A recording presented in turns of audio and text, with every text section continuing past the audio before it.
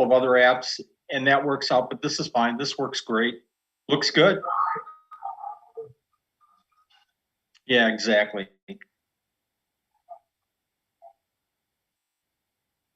Okay.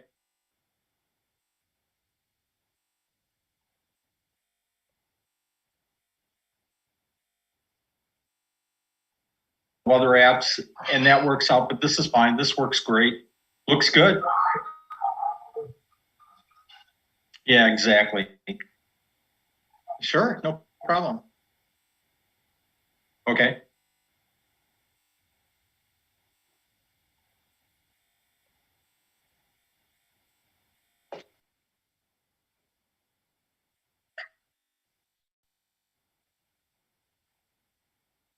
Yeah.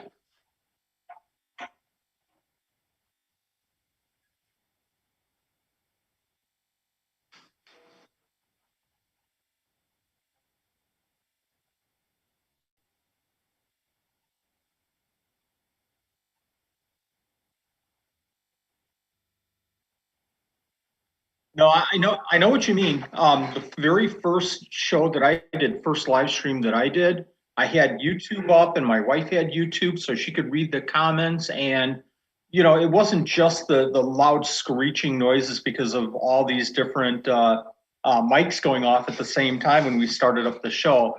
It was me waiting for YouTube to catch up and trying to talk show, watching YouTube. First live stream that I did work was, so I shut everything down like within the first 10 seconds. It didn't work at all. So what I do now is I just have StreamYard up and I ignore YouTube completely. And that seems to work.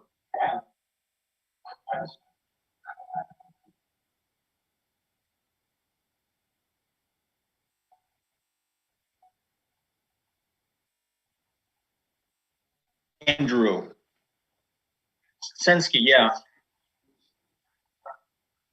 He does a number of people ignore YouTube. I just was on, I was watching, I'm trying to think of his live stream, Uper, it's constrictors.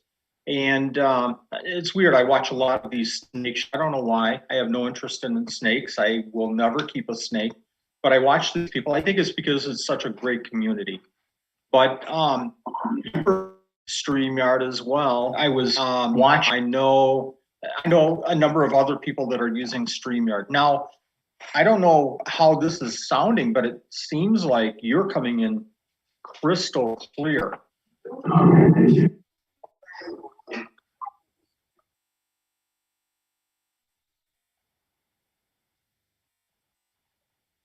Yes.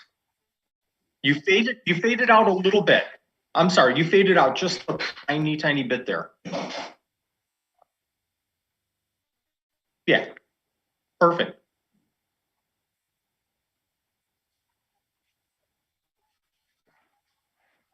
That was my expression just a couple of seconds ago. I just realized I don't have the chat up at all. You have YouTube running? You don't need it. I'm going to call in. Yeah, Frank the Tank. Should have been jingle time. I'm going to call Nanette. This is Frank. This is Frank. Frank's a great guy. I'm good. Yeah. Yes. Yes. It is. She's a doll. Just like Grandpa, curly hair, just like Grandpa.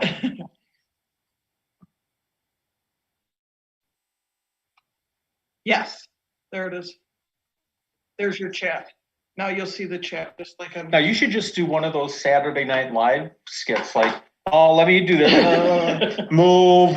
No, I do this at work. That's the only reason I know what I'm doing. Okay. So you can just scroll down here. I'm good. Here, you can mute there, your camera, everything's there.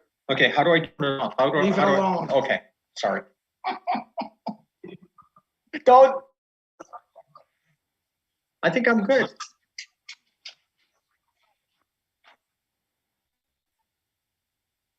Okay. Okay.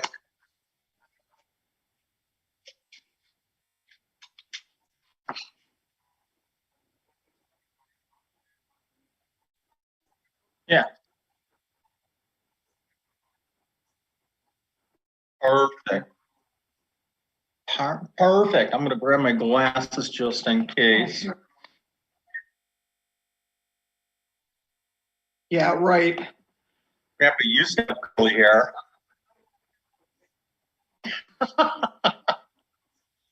I'm reserving that for the. No. No.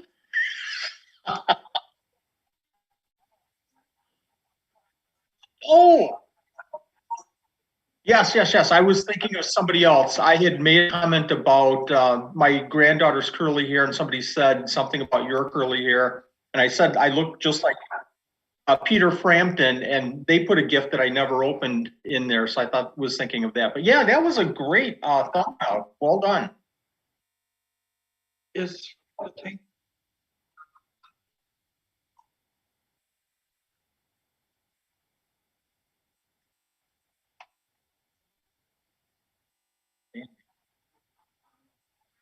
Uh,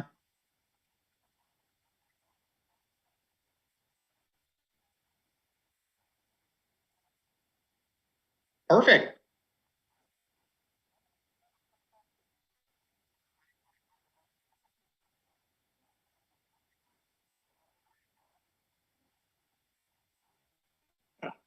Now you have to stay.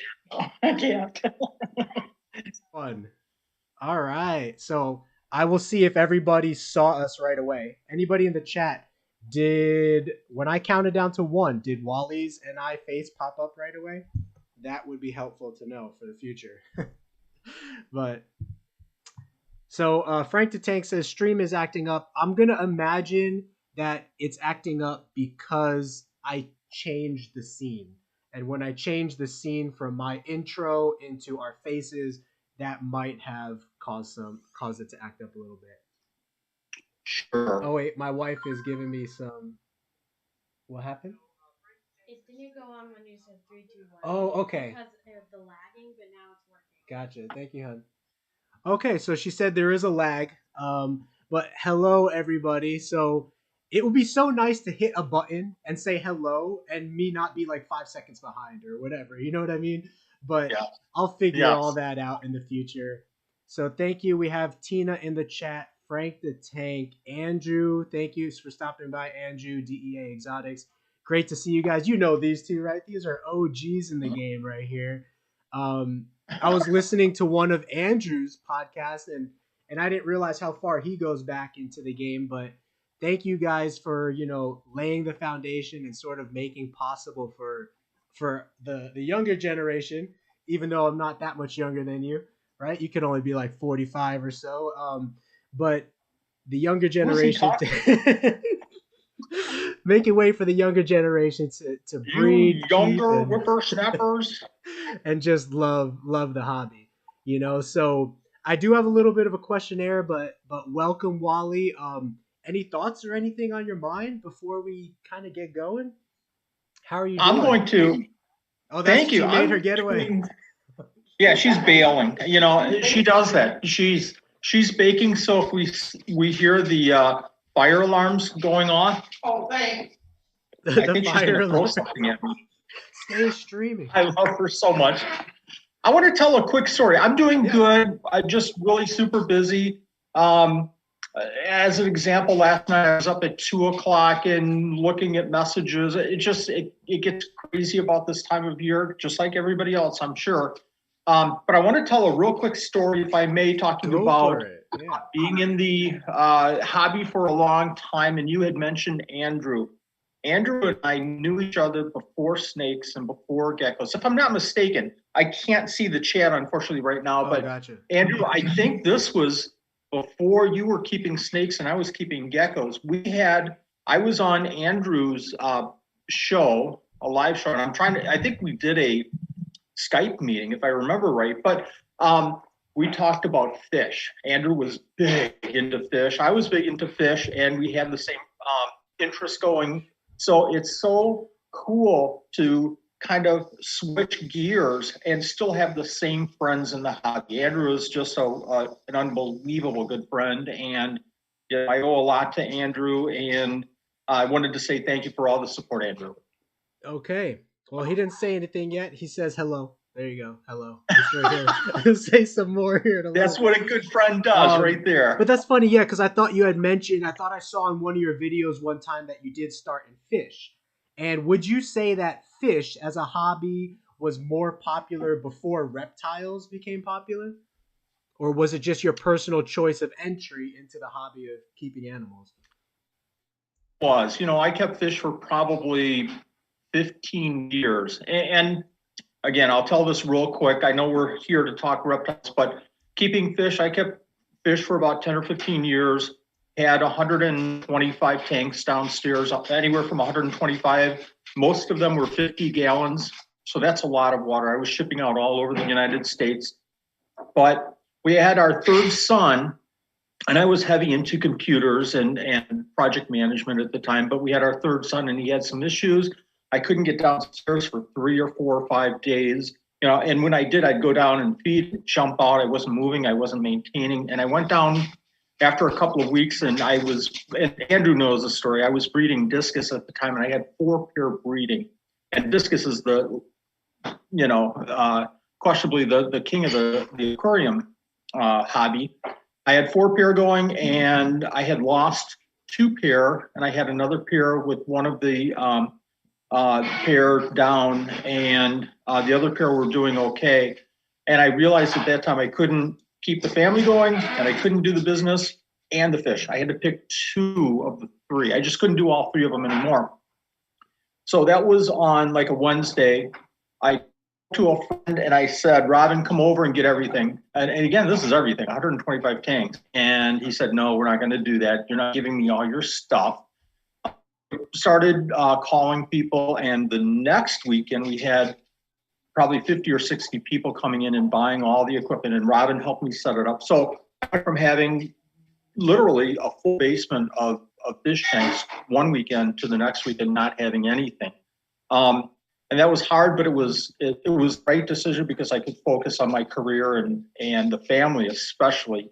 And once the family started growing older, then I got back into reptiles. I actually got into orchids first, and I got into other things first, baseball cards. It just didn't satisfy it. I got into reptiles, and that satisfied that animal husbandry that I had so long with the fish. So that kind of worked its way into the reptiles. But as far as popularity, I don't. It's hard. I was so devoted to fish. The whole world was fish. It was either fish or the family or work, one of the 3. Baseball. What's your baseball team there of choice? It's got to be the Cubs. So okay. I've been watching the Cubs since I was about 5, I think. So that's 120 years ago. And I started watching Cubs. I started watching the Chicago Blackhawks, and soon after started watching the Bulls and the Bears. I'm a Chicago fan. I grew up right on the border of Wisconsin and Illinois. So now living in Wisconsin, and all the Wisconsin teams, I kind of have to keep that hush hush and not tell anybody that I'm a Chicago fan. Okay. But I think everybody's a Cub fan, so that's really not that big of a deal. Yeah, my last boss, huge into Cubs. So yeah, Andrew was mentioning in the chat, he did say about 35 years ago, he thought that fish were way more popular. Now, obviously, reptiles are getting huge, and will kind of 200 years ago, Wally, that's what he says. So you look good for 200. I mean, what's the secret? Is it reptiles? Thank you. It's reptiles. Keeping reptiles. Yeah. Before I reptiles, I looked 102 years old, but now I probably look like I'm 20 or 30. I probably look like Sean Connery, right? Yeah. You know what? Now that you mention that, have you gotten that before? What do you think, chat? Sean Connery for Wally? That's quite the compliment there. I'm a legend in my own mind. I hear you. And we'll talk a little bit about, I'm glad you talked about the past a little bit, because whoever comes on here, you're only like my second guest. So are you familiar with who, well, actually, I have to give credit to my wife, right? I'm sure you do too, because wives are, when we're as deep as we are into the hobby, a wife's help is like an employee. Like, you know what I mean? Like it's more than an employee to get that support, physically, mentally, whatever. So I did a first test stream with my wife, give her credit, and we kind of talked about what was it like marrying into a reptile addict, if that's not too strong of a word, hobbyist, collector, So we did talk about all that. And then I met with Geckopia, Chris from Geckopia. I'm sure you've seen Yes. some of his posts and YouTube out there. He has those little products that he makes for geckos, like the little gecko bowls. And I told him that was Yes. really cool because not many people make an actual product line. A lot of people breed, but very few people have a product line. So he's really differentiating himself there, and he's just a great guy. So I had him on last week, but I messed up Yes. something with the sound, and his sound did not come through so good. But I learned my lesson for this week, Oh, Wally, so that you can come through loud and clear. excellent. So So anyway, I'll start hesitating during my and make it sound like it's not working. yeah, you did good right there. Thank So you. I like to get to know a little bit of everybody when they come on to. Oh, let's just call it the show. You know, my future dream and everything. Let's just call it the There show you when they go. come on the show because it's good to see behind who the person is. A lot of editing goes into videos and stuff like that. A lot of focused topic talking goes into like the videos we make. So it's good to see who people are outside of that. And that was going to be another question of mine too is I know that reptiles takes up a lot of your time, but do you have other hobbies and other things that you like and are pursuing right now besides reptiles? So I'm going to proceed that with 2 points. And I don't take anything serious, Frank. I think very lighthearted with everything. Everything is fun and games, other than the care of our animals, obviously. But one thing I do want to point out is that your comment about our spouses and how much they support our hobby. They support us. They support what we're doing. I know, moment of silence for our spouses, because I couldn't do this at all without my wife's support, Nanette's support. And I'll tell a quick story again, Yeah, go for it. where a couple of years ago I was working 70 hours normal during the week, and then coming home over the weekend and putting in another 8 hours a day. And it was hard for a long time. And at that point I had given up the reptiles, and that hurt a lot. And then that went down every day and fed every day. It's okay, you'll get over this big project. And eventually I didn't get over it. So 2 years later, I walked in and said, we're really not changing anything in the company. I don't see us moving forward. I see this sustaining itself. I can't go on. I've talked to you about this before. Here's my notice. And I walked out. That was 3 years ago. And the preceding 2 years, Nanette took care of all the animals for 2 Wow. years. So, I don't know how to express my feelings to her and my gratification for all that she's done, but, talk about the help that we have, the support that we have. There's an incredible amount of support. So, the other point that I was going to make is, again, I don't take much, serious at all. I'm pretty laid back and pretty easygoing, but I do have one video, and you have a point there that we have all this cutting and splicing and dicing. People don't see our and where did I leave off? And okay, now what do I do? Well, I had a ice setup review that I was doing, and I was wearing a headset so that I could run the video and put it on mute and hear, or have the headset so I could hear it. And then I'd stop it, and I played, I edited so the whole video played the person talking about their ice setup. And then I would stop it in the editing and talk. So I had the video up, and I had forgotten to mute it, but I couldn't hear that it wasn't muted. And in the middle of the thing, I ran for probably 2 minutes, normal and talking and everything. And I looked down and I saw that I hadn't muted it. And it was one of those, oh, crap, that's all messed up kind of moments. Yeah. But I didn't say crap. Oh, gotcha. So it wasn't family that's friendly. me. it wasn't family friendly. I had to do a little editing on that word, but I threw that in as a blooper. But that's kind of me. I had lost, probably 4 minutes, 5 minutes, and well, that didn't work. Back to it. So that's kind of me. I'm kind of easygoing. Okay. Easygoing. Not much gets me off course. Other than, I think what the one thing that frustrates me, and probably you as well, is, and I've had to learn to deal with the last couple of years, is once I got back into the hobby, I hit Facebook. I had left Facebook for 2 years. I was heavy on Facebook and YouTube and Instagram. But I got into Facebook and I noticed that all of the groups were different. And you know what I mean by different. And it was hard. It was hard for me when somebody said, hey, I've had my over sand and I'm thinking about changing it because I know that that's not right. And then you see the blazing statements after something like that. And all I could think of was, this person is looking for help. This person is looking for help. That's all that they're doing.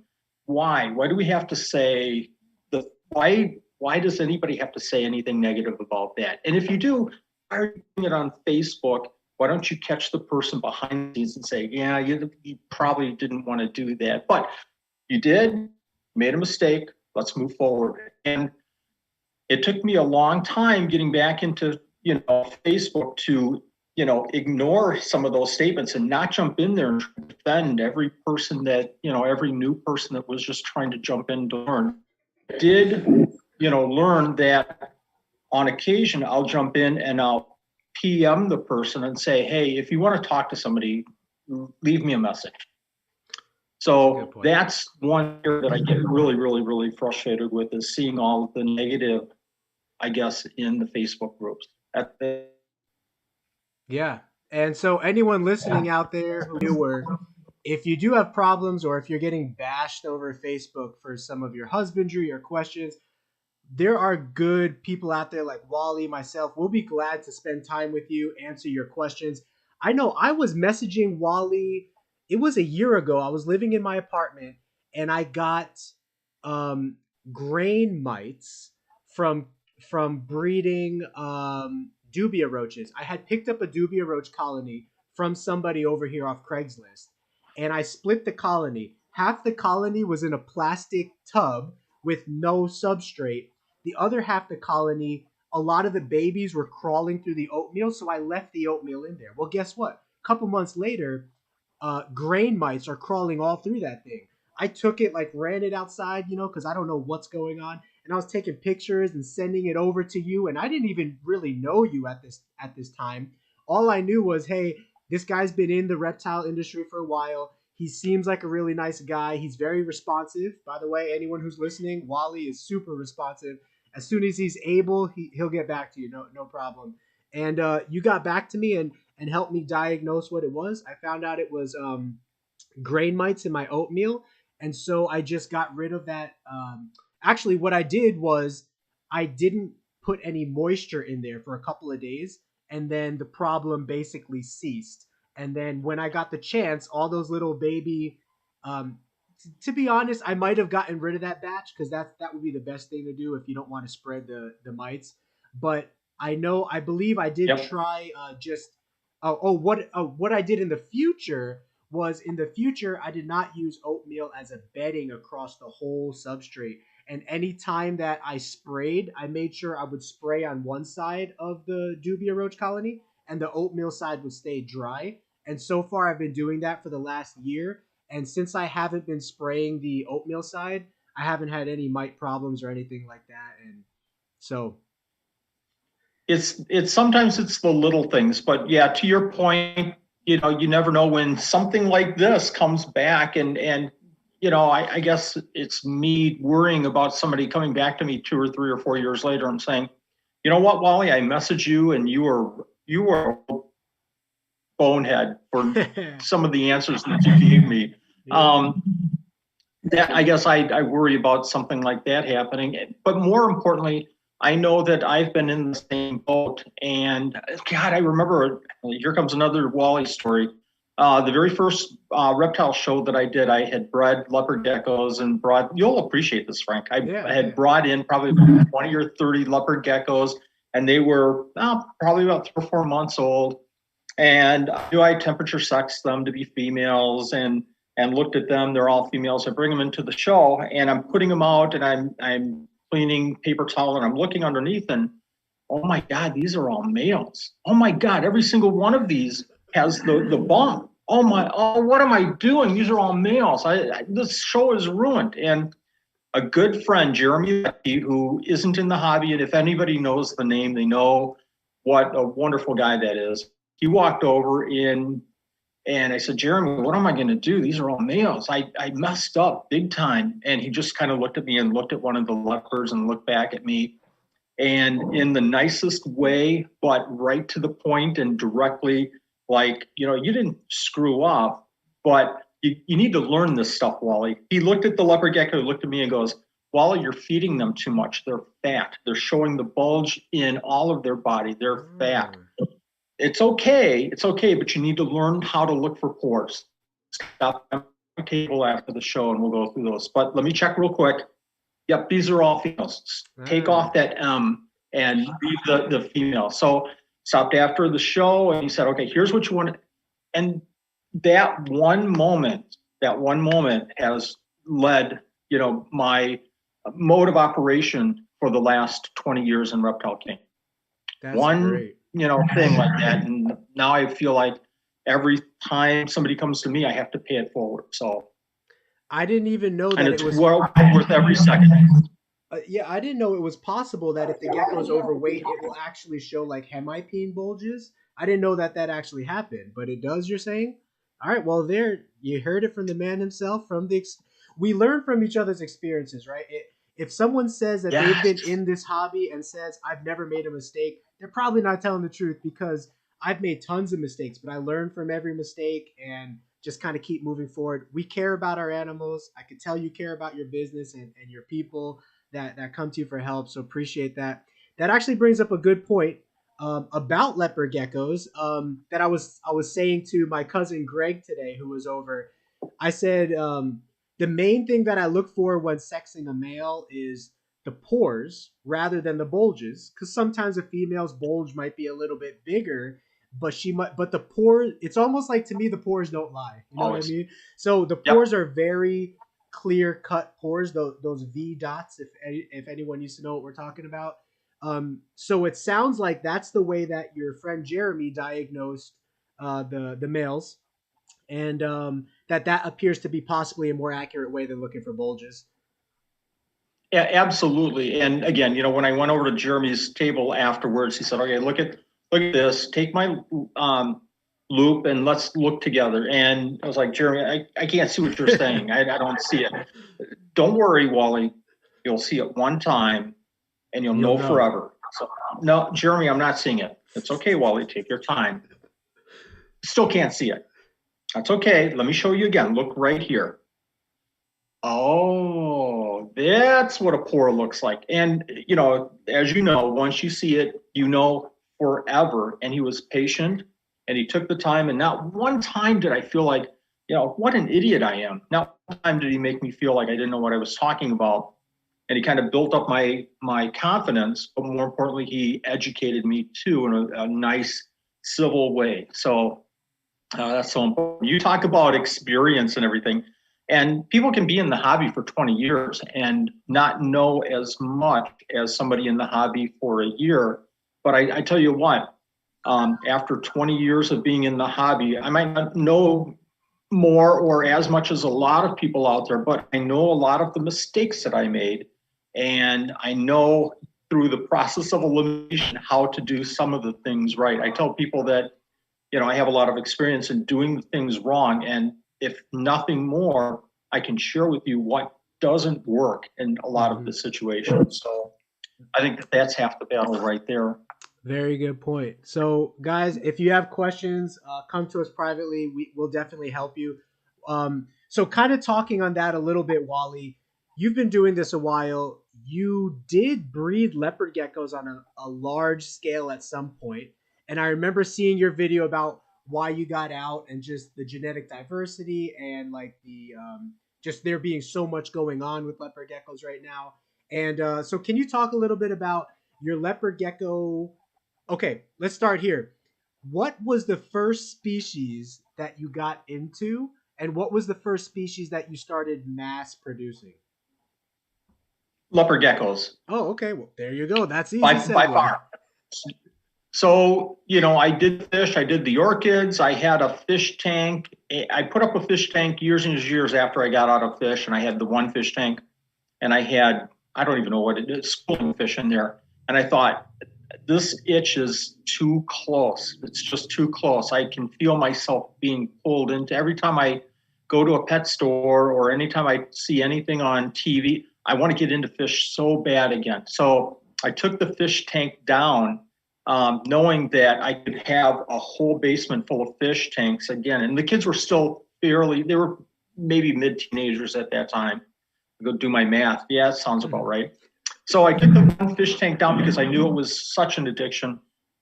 But I had to have something. I got into orchids. That didn't satisfy, a little itch to keep animals and care for animals. So I went to a reptile show and I picked up a pair of leopard geckos, a male and a female. And within, on the way home, the female was laying eggs. But it wasn't much after I purchased her. She had laid eggs, and I learned the care of the eggs and temperature sexing, and it was really intriguing. So you know how it is. One pair will multiply into 8 pairs, and then 8 pairs multiplies into 32, and it just keeps going and going, especially because you can keep, I still keep mine in tubs, and it's so easy to keep them. It was super easy to do that. But after about a year of having leopard geckos and probably getting about 20 pairs or so that first year, Your first year? I went to a reptile show and I saw a crested gecko and I thought, my first, it was, once I dive into something, it kind of goes nuts. A little addiction problem there.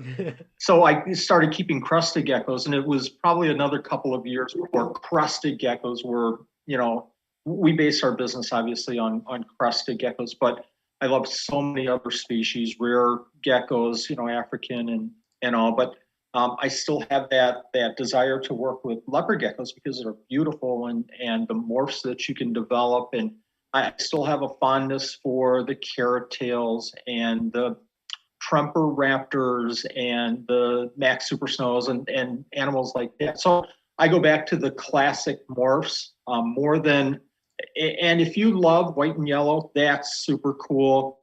They never hit me.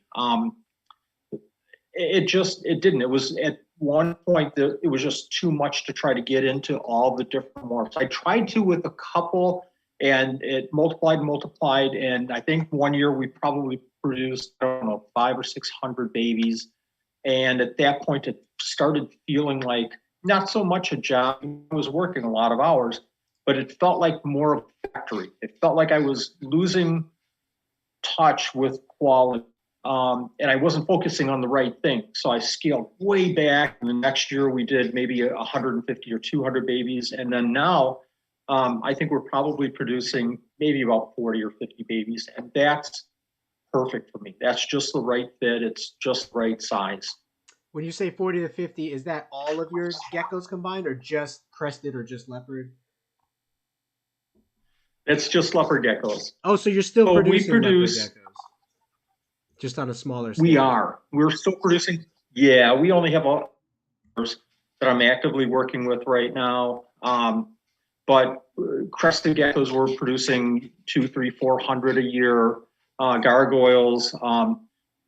So those gargoyles, crested geckos, and I do Periodora picta. I have a fascination with the species and the different morphs for Periodora picta. Love the whole genus of Periodora. But anyways, but then I have 4 or 5 racks of rare other types of geckos.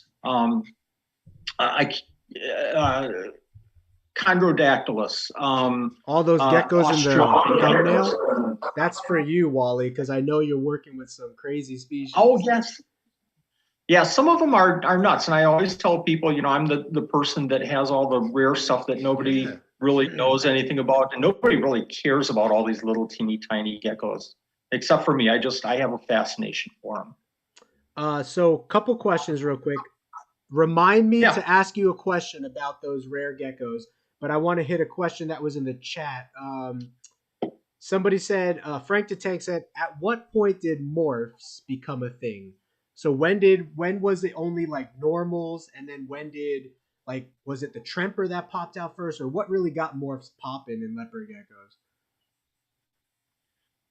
If the best suggestion I could offer, and I can talk a little time about this, and Frank, you probably know this even better than I do. You work more with leopard geckos now than I probably ever did. But go to an old book by Ron Trumper, and there's a section in there about morphs. The very first morph was a normal head, an orange spot on its body about Tremper says about the size of a pinhead. So he pulled that one aside and he started breeding that. And from there, he started getting into high yellows. That was the morph. Oh my gosh, high yellows. And then from there, he started developing the carrot tails. And I think about the same time he was developing carrot tails, Ray Hines, I think, was starting his venture into leopard geckos. And then, within like just a handful of years, we started seeing the Max Super Snows. We saw, Raptors and Bell Radars and Murphy's Pattern and all these, what we call now classic morphs.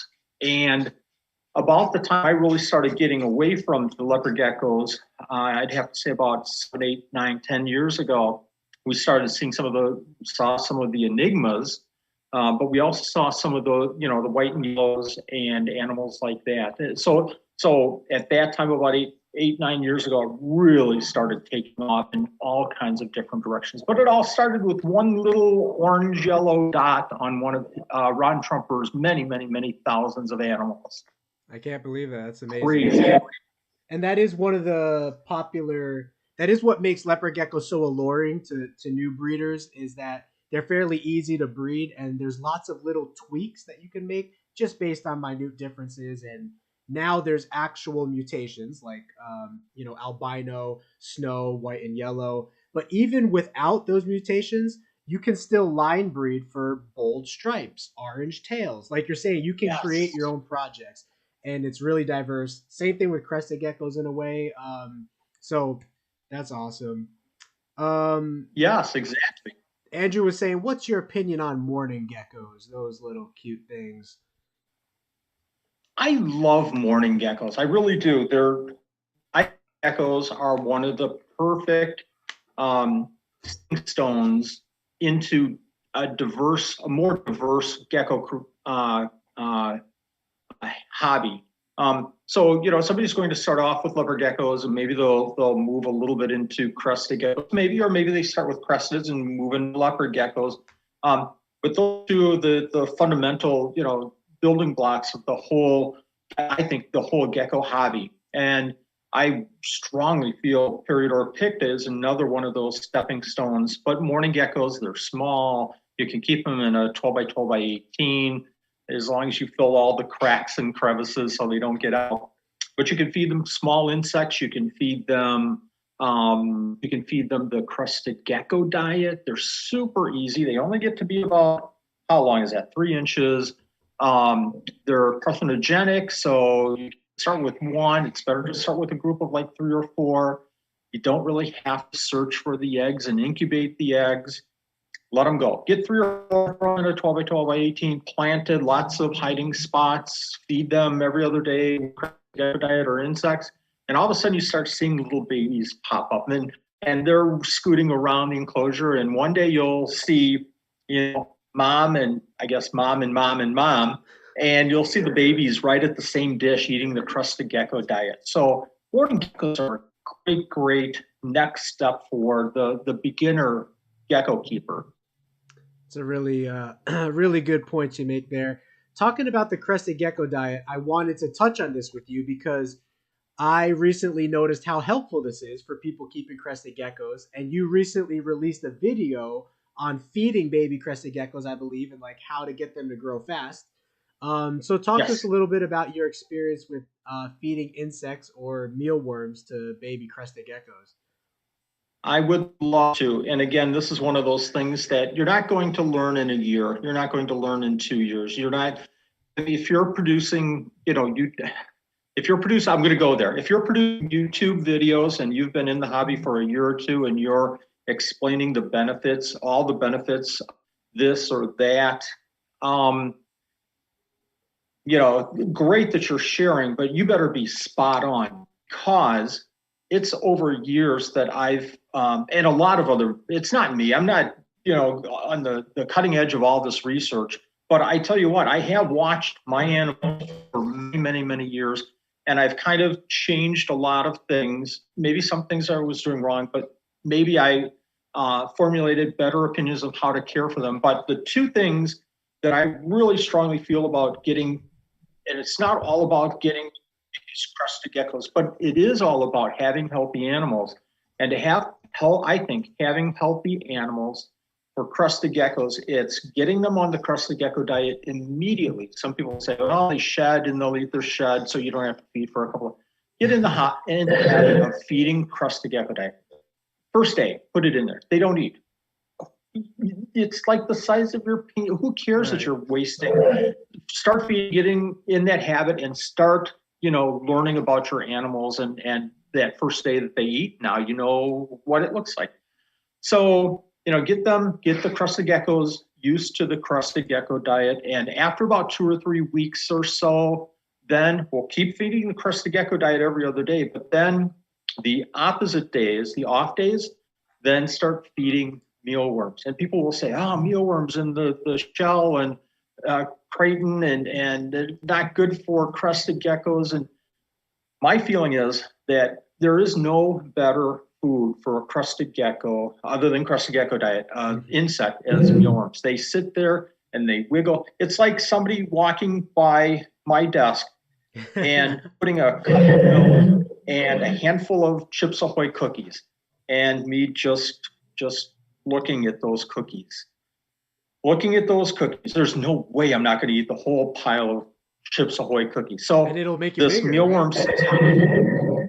they don't. Look at me. See, there's, Okay. So this worm sitting in front of the crested gecko just sits there, and the crested gecko, all of a sudden he's going to go, he or she is going to go, what is that? And they pound it. So you don't need to teach them how to eat insects. After about 2 or 3 weeks, bring the mealworms in, I don't feed crickets. I think it's a big utilization of energy for a crested gecko to try to catch a little baby crested gecko to try to catch an insect, cricket, and miss, and then try to catch it again and miss, and try to catch it again and miss. And my thought is, I keep them in small tubs so they don't have to go looking around. I keep them in bare bottom. I throw the mealworms in and they're just scarfing them down. So after about 3 weeks of feeding mealworms, then I'll start them on newborn dubia roaches. And they just slam those. Gargoyles are a little, get them on dubias as quick as possible because they like I think they like a bigger meal. But I think that's really important to, number one, insects right from the start. 2 or 3 weeks, make them used to the crested gecko diet and the routine.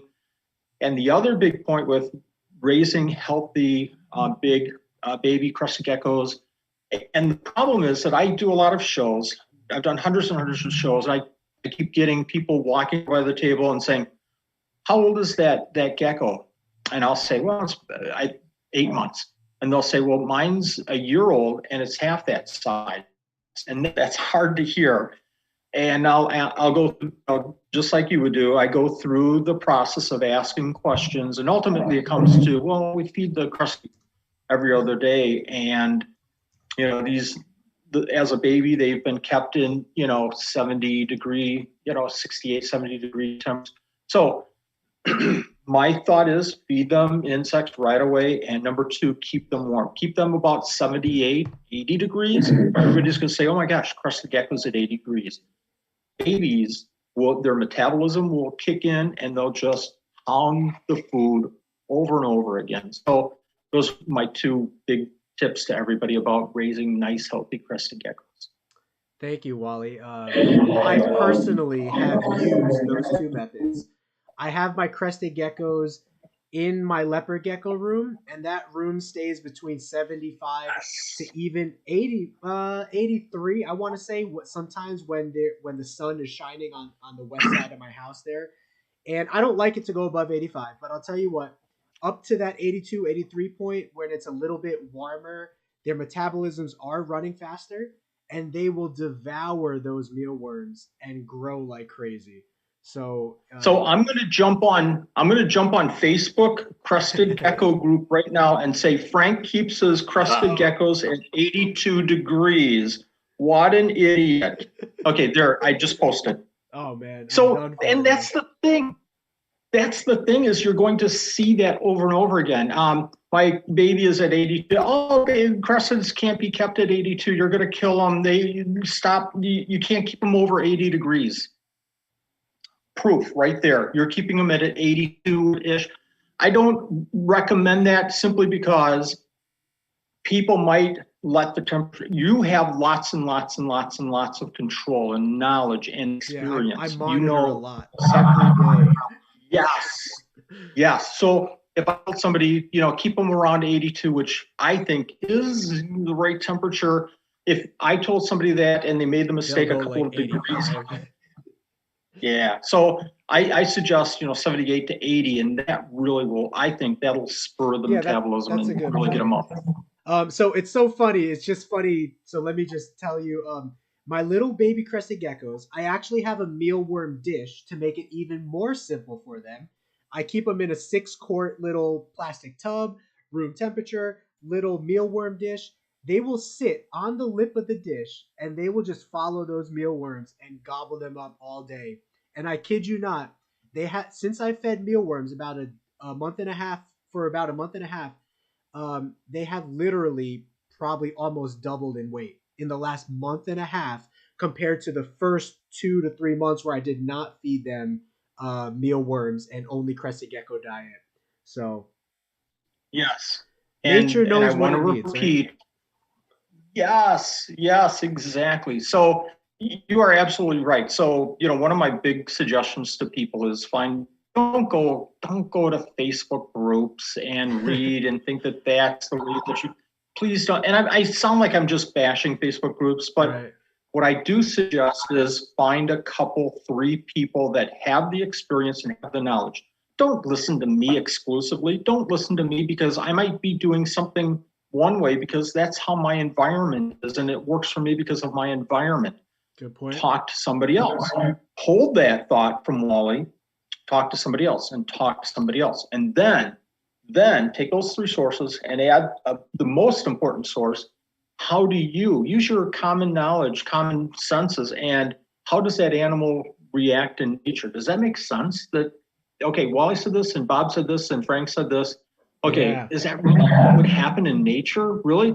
So if nature, do they get to 80 degrees? Oh, maybe they do. Let me look it up. Let me do some research. Oh my gosh, they do get to 80 degrees. They do.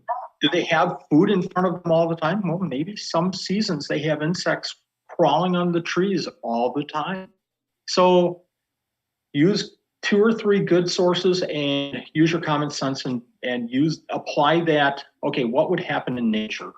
Mm-hmm. Good point. And I did do a crested and gargoyle gecko video where I looked up the seasonal trends of the weather. And in the hot season over there, it actually gets 85, 88 degrees. So for us to say they can't survive at that, I think that's a little short-sighted. But you do want to be careful, like you said, because I'm sure there have been keepers that have maybe kept them at 90 and maybe they died, so I'm not trying to promote that. But I am telling you, every day my room gets to about 82 degrees max, and they've been thriving, and obviously it drops at night. It drops to 73 at night but there's that natural flow. New Caledonia, where they're from, that's the exact temperature differential from daytime is like 10 degrees higher than nighttime, 10 to 15. So it's giving them just a perfect balance there. Keep preaching. That's it right there. I'm here to listen to you, Wally. So in listening to you, I kind of have my own opinion on this topic, but somebody asked, Noah Chestnut asked, what do you think the next big leopard gecko morph is? So let me ask you real quick, because you talk to some leopard gecko people. You're still in the game. What is your opinion? Oh my gosh, I feel like I'm just a step removed from the game. I don't feel like, since I'm not keeping some of the cutting edge animals, I probably don't devote enough the research that I need to do to be able to accurately answer that. Using some assumptions, though, I would say probably some dealing with a black animal. Maybe one of the, maybe. Yeah, that'll So definitely something be black. I would love, gosh, I'll throw it out there. Wouldn't it be unbelievably cool to have a black animal with a carrot tail? I remember you saying that in one of your videos. We're gonna try that, Wally. Let me give a little spoiler alert to anybody watching now. Now we don't have them yet, but my family member, business partner, my buddy over here, he recently invested with me to help Geeky Gecko Creations so much. We purchased, but we're about to inherit into our collection one very nice looking black knight leopard gecko adult male and six females.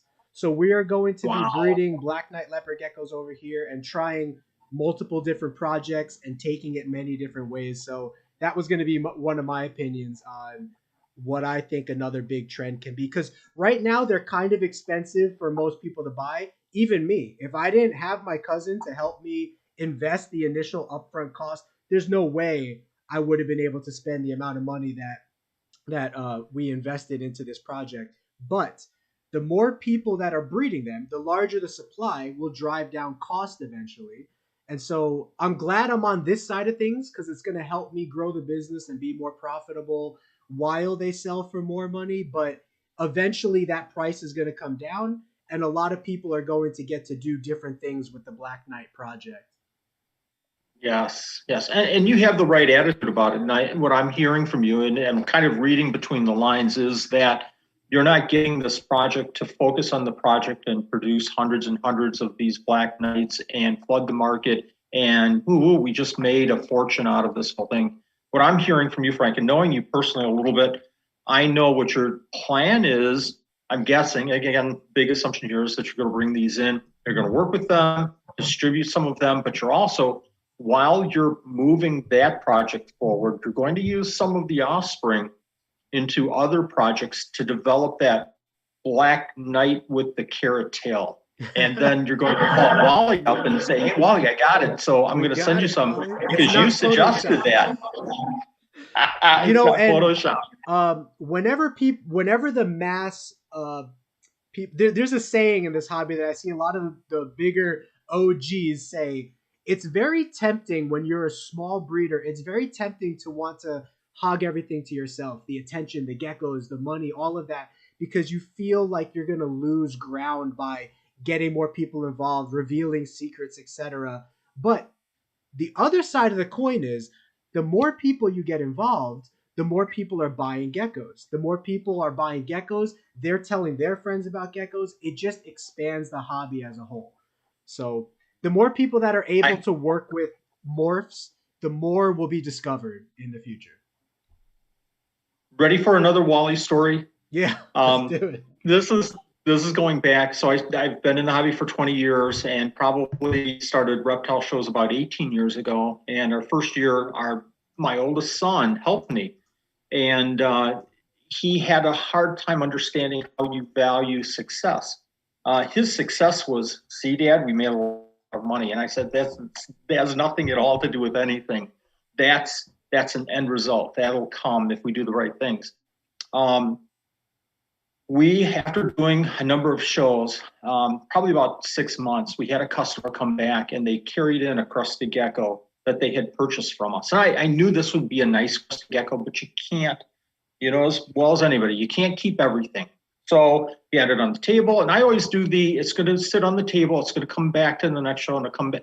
But if it's on the table 3 times and I've looked at it each time, you know, I pull it back and I'm going to hold it back and see what happens. Well, this was the 3rd time, and somebody came by and they picked it up, and shoot, maybe I should have grabbed it. 5 or 6 months later, the person came back, and now it's a nice size adult crust gecko. And they said, "Wally, look at this." And I went, "Holy cow, that's what I was thinking it might turn." It was a beautiful red and just the most beautiful cream color on the top. And again, this is 17 or 18 years ago. So beautiful red Harley, just a beautiful animal. And this guy was over the top happy and pleased. And he said, "Thank you very much. I greatly appreciate you helping me on it." And he put the crested gecko away and he went to the next table. And my son looked at me and goes, "Yeah, that was kind of a dumb move, Dad. What do you mean? Who's selling that animal? Why did you sell the animal?" I said, No.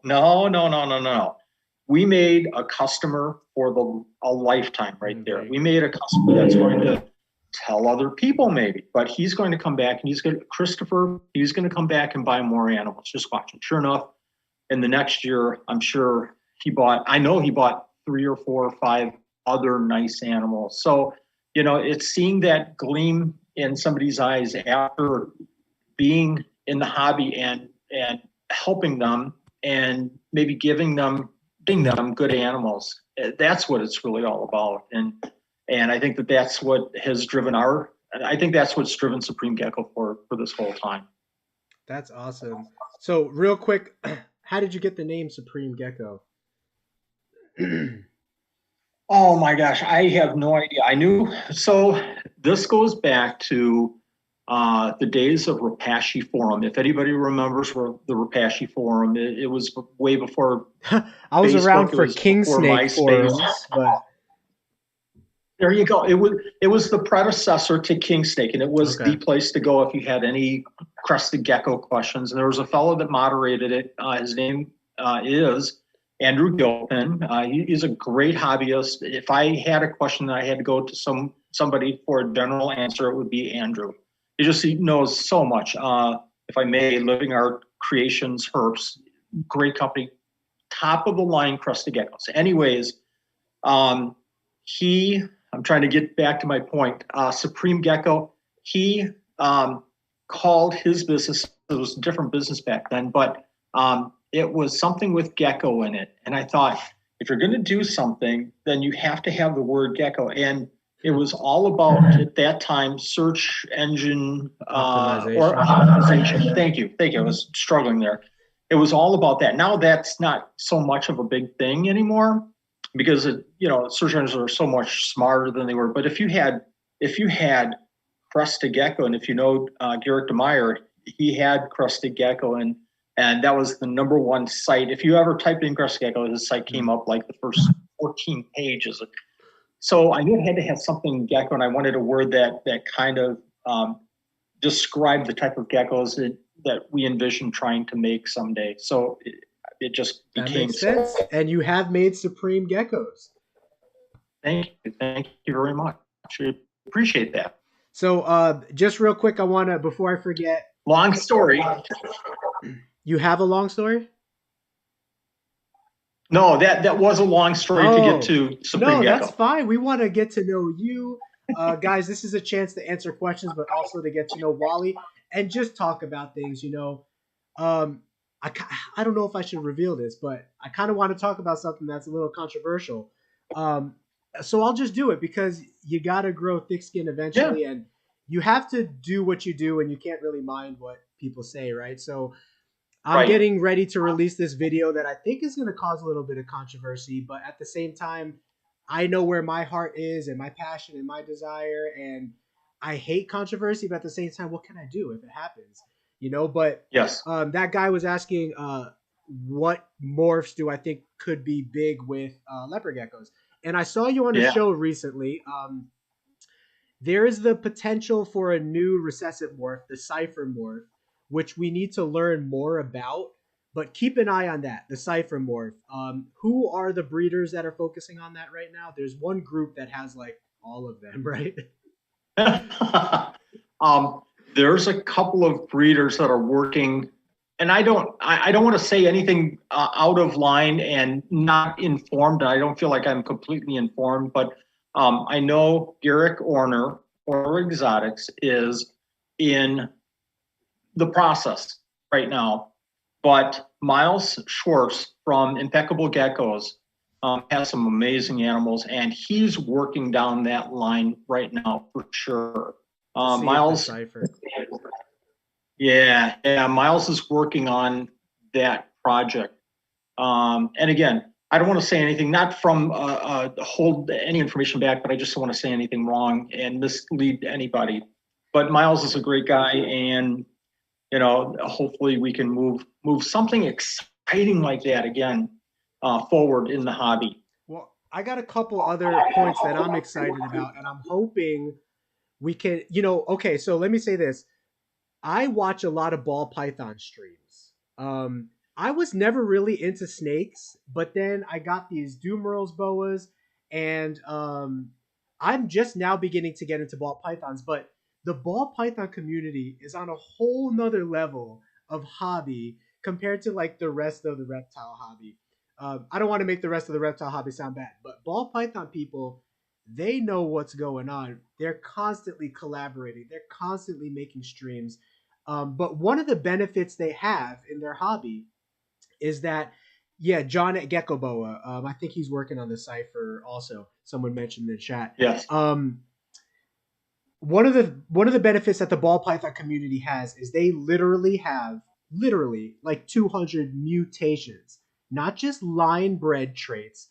Like leopard geckos has a lot of line bred traits. Black Knight is line bred. Tangerine is line bred. Bold Stripe is line bred. Yeah. Those aren't mutations.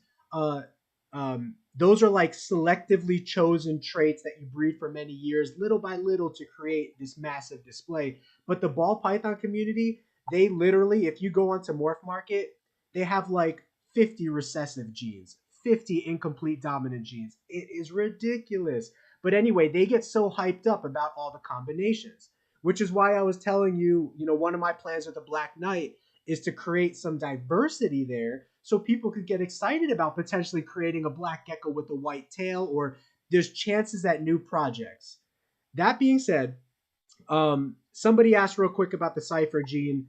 The cipher gene, as far as I can tell right now, I don't know a lot about it, but it's like a very minute change where the gecko has like a little stripe down its back or something like that. Is that your understanding of it as well?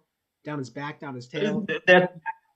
Yeah, that's exactly it. There's markers on the animal, just like there's markers for some of the other leopard gecko mutations. More so we've seen recently, like the white and yellow certainly has its markers. Super Snow has its markers with the white nose, white tail, things like that. But the cipher has that marking as well. I don't know if a lot of information is out on the cipher right now. It's very low. I read Gecko Boa's site. Yeah. Yep, exactly. And basically, the pictures that I saw was that it kind of looks like a patternless gecko with a stripe down the back and a stripe down the tail. That was kind of the pictures that I saw and the image that I got when I picture cipher right now.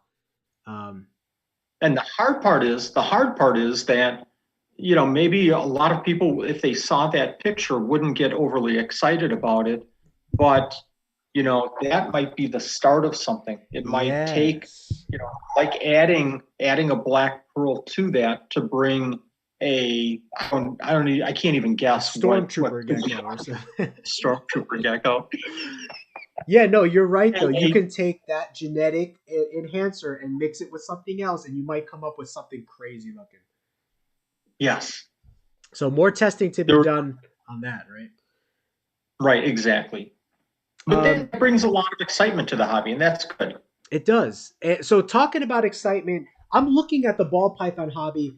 There is so much excitement because of all the different projects. So I'm looking at the leopard gecko hobby, and I'm like, I know leopard geckos are popular, but they're not like as booming maybe as they were like years ago when all these new morphs were being discovered and there was a lot of new things being discovered. So I was thinking to myself, what's going to be new in leopard geckos? Well, I'll say this. Obviously, we've discussed the Black Knights and the possibilities with the Black Knights. Oh, I don't need to type. What's up, Sam? My friend Sam's in here. So what's up, buddy? Um, so Black Knights combined with who knows, white and yellow, tangerine, snow. There's all kinds of different things that we can do there, right? Um, Right. One of the projects that people are working on right now is also the Bell Albino project, because Bell Albinos mixed with tangerines do seem to create a little bit heightened color, heightened orange. So a lot of people are coming up with these blood bell combinations, blood and bell albino, to create this deep Yes. tangerine gecko with like bright red eyes. So that's a project line to go down, is instead of the most orange gecko you can get, try to get the most orange bell gecko you can get, because they appear to have a little bit more highlighter effect as well. And then, of course, there's the cipher. And then now here's the big controversial moment, Wally. Are you ready? It wasn't. I'm ready for I it. didn't release the controversial moment until now. Bring it on. I actually connected recently with a breeder named Luna Geckos. I don't know if you know Luna Geckos. Yeah, I do. He's big. I mean, he breeds a lot of geckos, but I don't think he does YouTube and all that. So, if you're like a YouTube binger, like me, guilty, on reptile channels, you might not know who he is. Anyway, I'm just going to rip the Band-Aid off. Lemon Frost. And I know that has a sour taste in a lot of people's mouths, but something that has happened recently with Luna Gecko's projects that he's been working on, he's been able to breed the original Eublepharis macularis lemon frost that everyone discovered tumors in. So it's not new news, guys. Yep. This is why everybody. The first pair of lemon frost sold for like $10,000 to, I think, like Steve Sykes maybe, or whoever it was, at Geckos, Yep. etc. Yep. They eventually sold that whole project because they believed it was the most humane thing to do. And I'm all about humane things for animals. They sold it to like a lab, a university, to run tests on why these geckos were developing tumors. But here's the problem.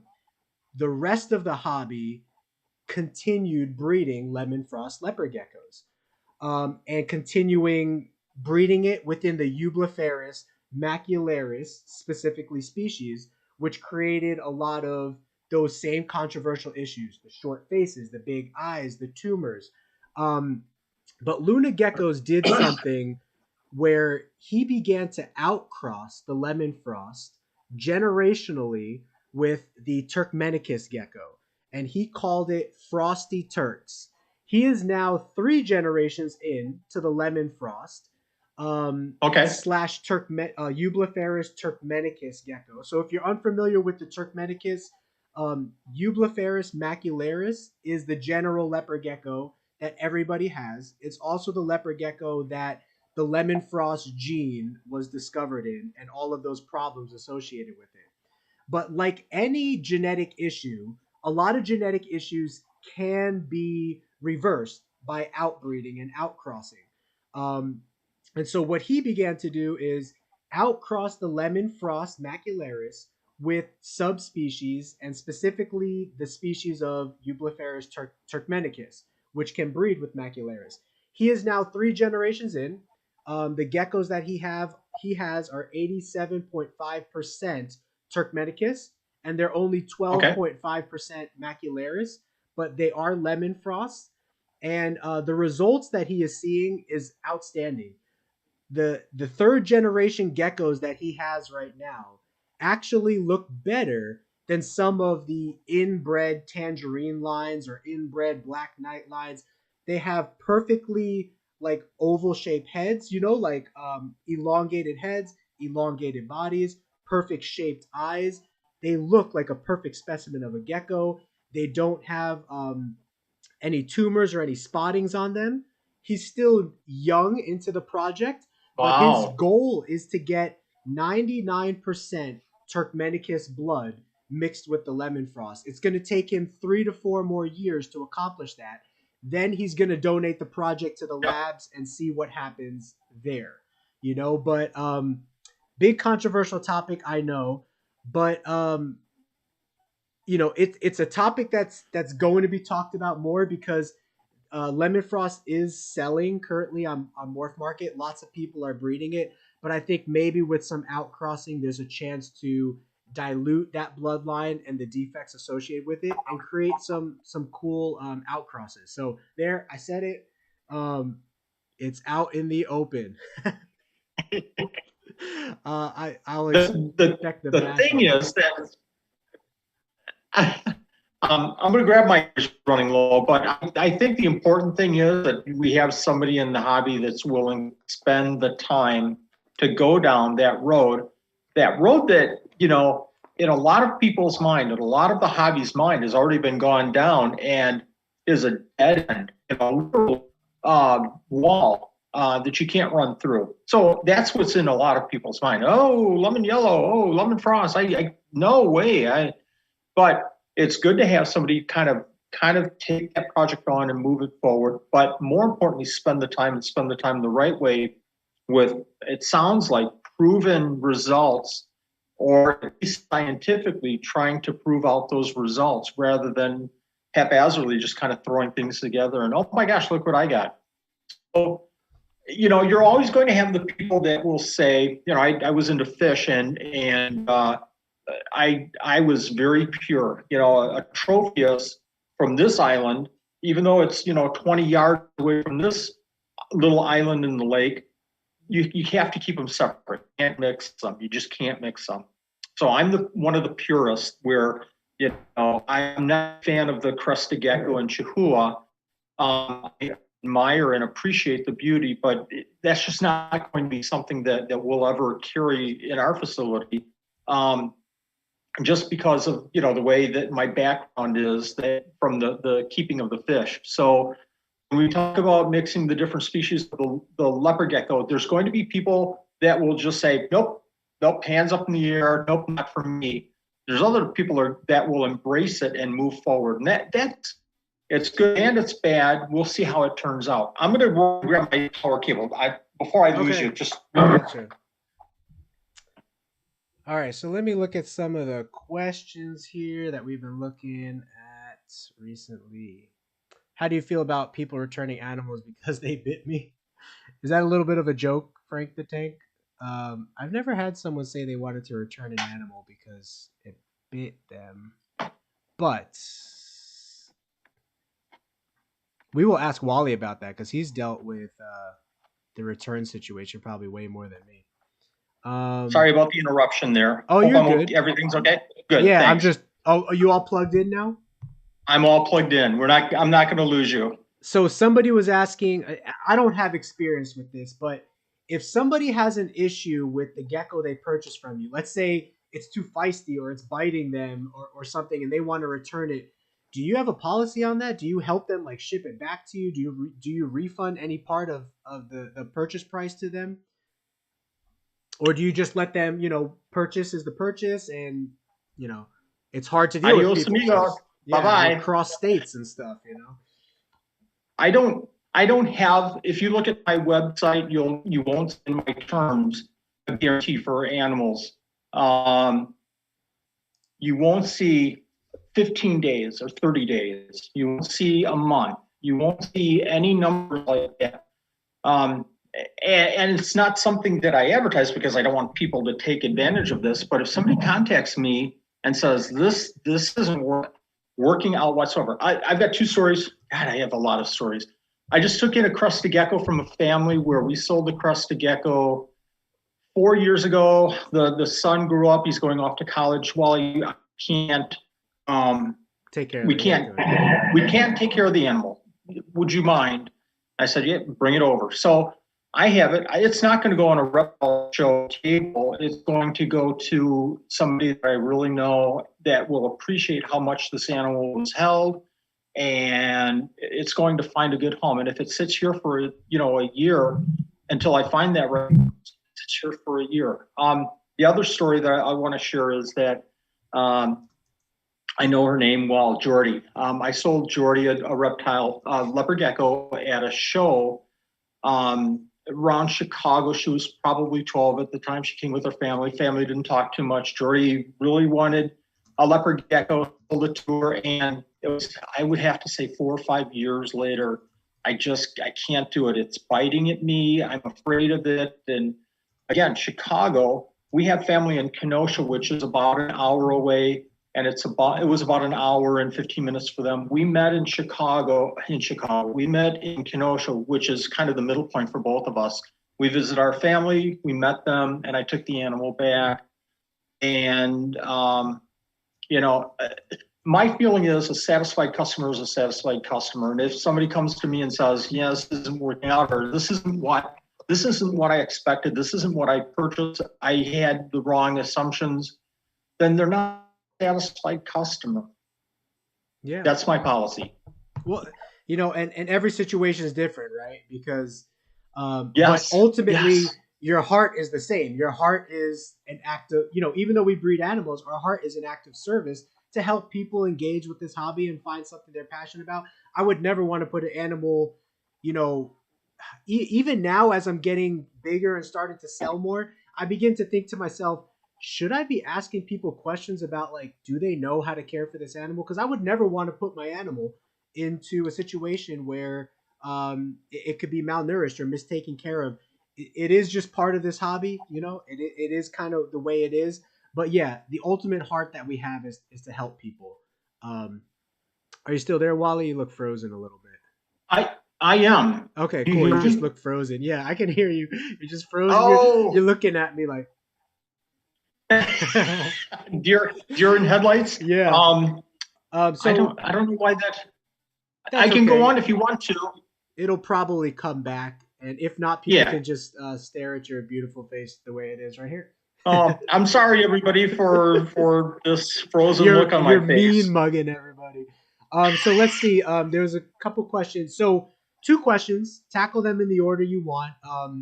Andrew was asking what you think about the lily white crested geckos, and then Noah was asking about, can you talk a little bit about the legalities and the liabilities in a reptile business? Like, do you file your taxes? Do you have insurance on your collection? / do you have a tax ID, etc.? So I guess lily white, and then the heavier topic if you want. They're both heavy topics. Okay. I'll tackle lily white because I know that Andrew knows that I have a little bit of a bias there. And this is a great opportunity to talk about it, being in the leopard gecko community for a long time before getting into the crested geckos. And here's the kicker: having invested in the Enigma leopard gecko and going down that road, I have some bias toward genetics and bad. And from my video, I think that was pretty apparent. I have some very strong biases toward the genetic quality of our animals that we're keeping. It was a hard decision for me with the Enigma to not move forward because I felt that I had a pretty clean collection. But once in a while, once every 30 or 40 animals, I'd have an animal that looked a little weird and wouldn't eat like the others. And I just didn't want to go down that path. As we know with the lily white, there's genetic issues. If you don't breed the lily white to another lily white, if you breed a lily white to a non-lily white, you're fine. Okay. If you breed a lily white to a lily white, you don't have you don't get viable babies. So my thought is that there's a genetic issue with a lily white, and if people want to move forward with that project, that's great because the animals are stunning. But we just don't do lily whites here in our facility. And I've talked to a number of other big crested gecko breeders, and they feel kind of the same way. Again, for me, I want a strong genetic line, and it feels like for me that the lily white isn't as strong a genetic line as it can be. So that's my feeling about the lily white. Real quick, Wally, this is new news to me. Can you break it down for me? I didn't hear that the lily white had a problem. It's considered a recessive mutation, one of the few in crested geckos, correct? Right, correct. Can you talk about the issues that surround it a little bit one more time? I just had never heard it before from the internet or, you know. Yeah. There's a site, and if anybody has more questions about this, message me and I'll find the site. I have it stored in one of my Excel files somewhere, but it kind of explains the whole lily white process. And I think if you ask the person that developed the lily white, they'll say the same thing. I don't think he's trying to hide anything, but if you take a male lily white to a female lily white, you don't get viable babies. And Andrew, maybe you can help out here, but there's a snake morph the same way, that if you take the morph and breed to another, it's not the spider, is it? I don't know, but there's a morph that if you breed the male to the female, and they're both spider is toxic, I believe. Super spider? Yeah, so is that it? Spider is incomplete dominant. So if you have 2 copies of the spider gene, I believe that you're correct. There is something like that with ball pythons where you get inviable babies, and there's a couple of mutations in ball pythons.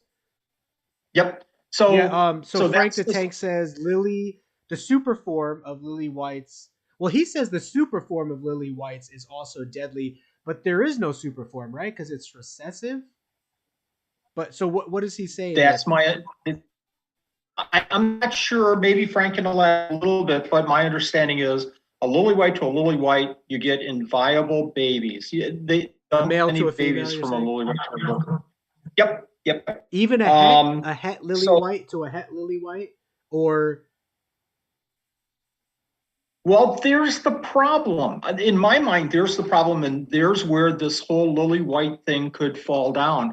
Is I have an animal and from a big breeder, and it's a beautiful pinstripe, no lily whites, and I get a lily white, and all of a sudden I'm not getting any babies. Well, is it because the male lily white isn't breeding with the female lily white, or maybe there's something hidden behind the scenes of that female that could be lily white? I don't know, but I tell you what, man, if I get a female that's sold to me without knowingly not lily white, and it is lily white, oh boy, am I upset, right?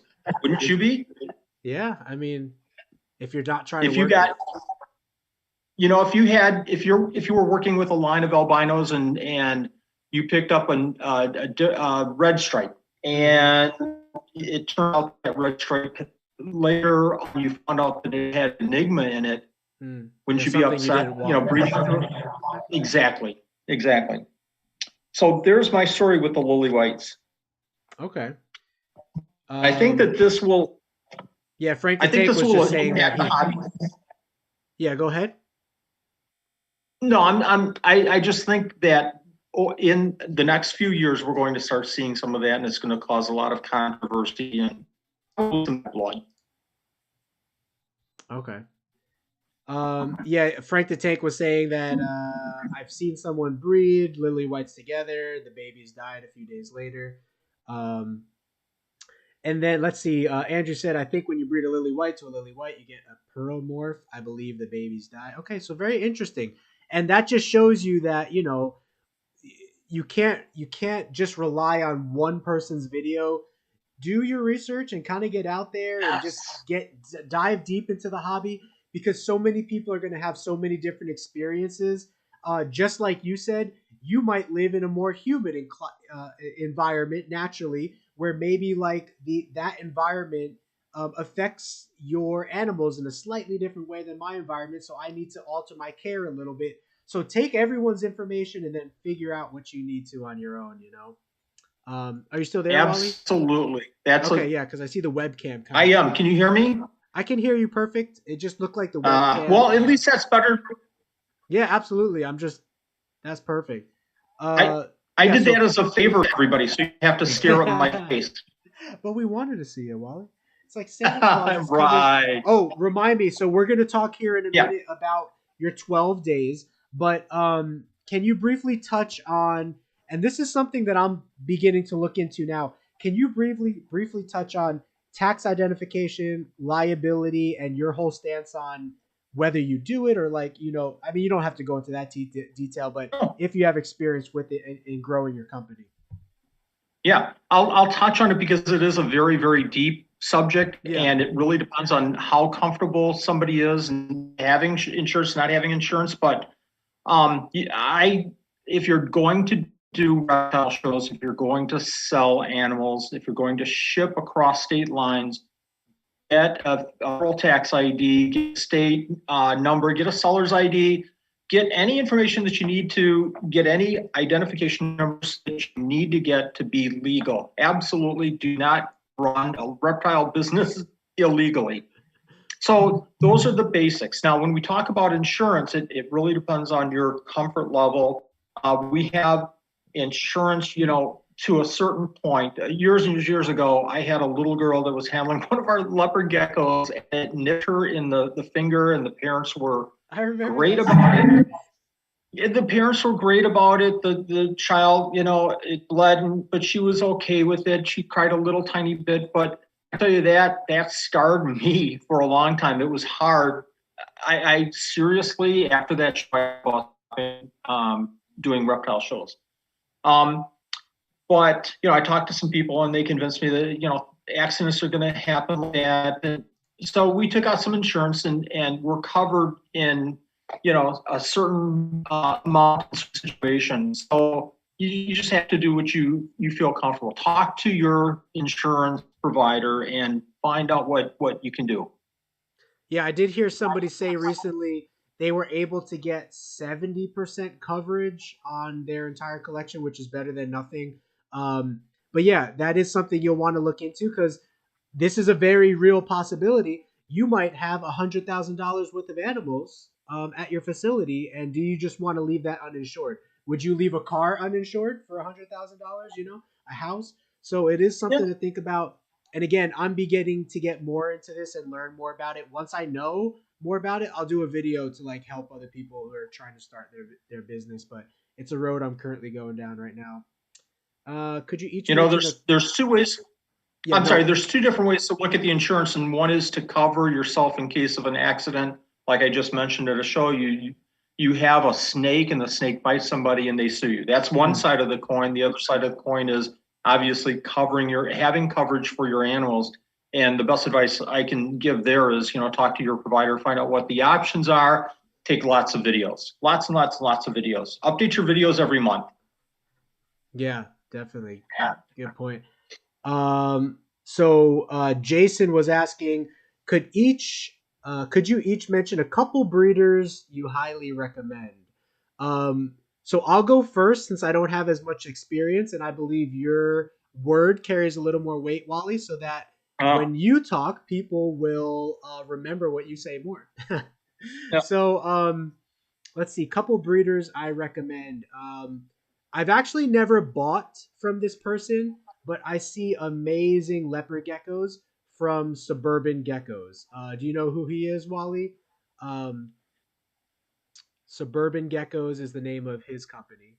You're not thinking of Urban Gecko, are you? No, Urban Gecko is somebody else, but Suburban Gecko is somebody as well. I'm not familiar with them. Gotcha. Okay. Yeah, well, actually, so I saw you can never base your personal experience on one testimony because there's going to be people that try to bash you. But Urban Geckos has some of the most beautiful leopard geckos I've seen.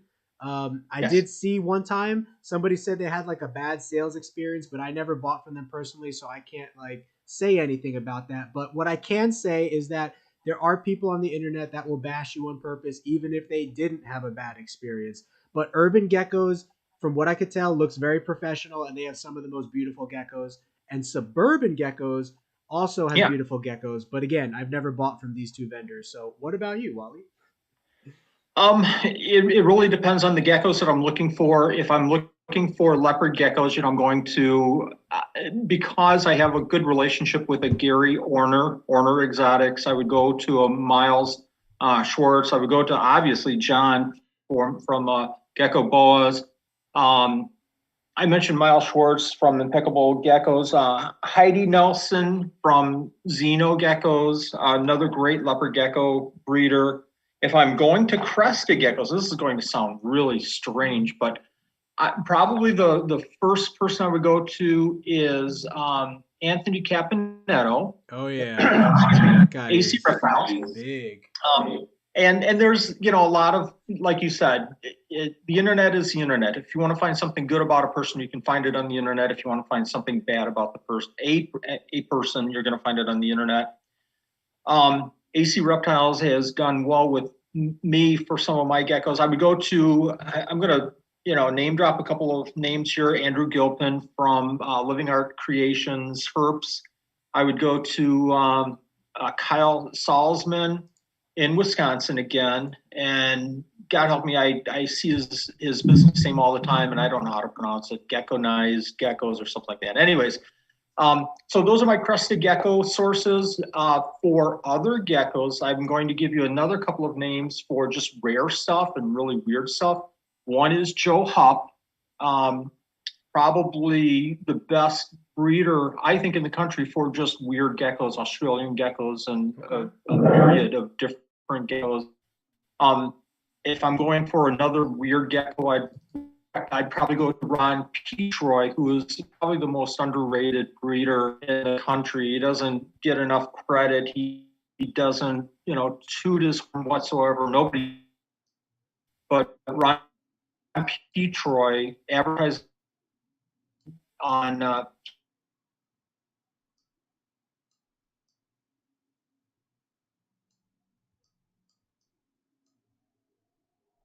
Can you hear me, Wally? Okay, yeah, you cut out there for a few seconds. Can you hear me now? Can you hear me? I can hear you now. I think it was just maybe a glitch over a few seconds.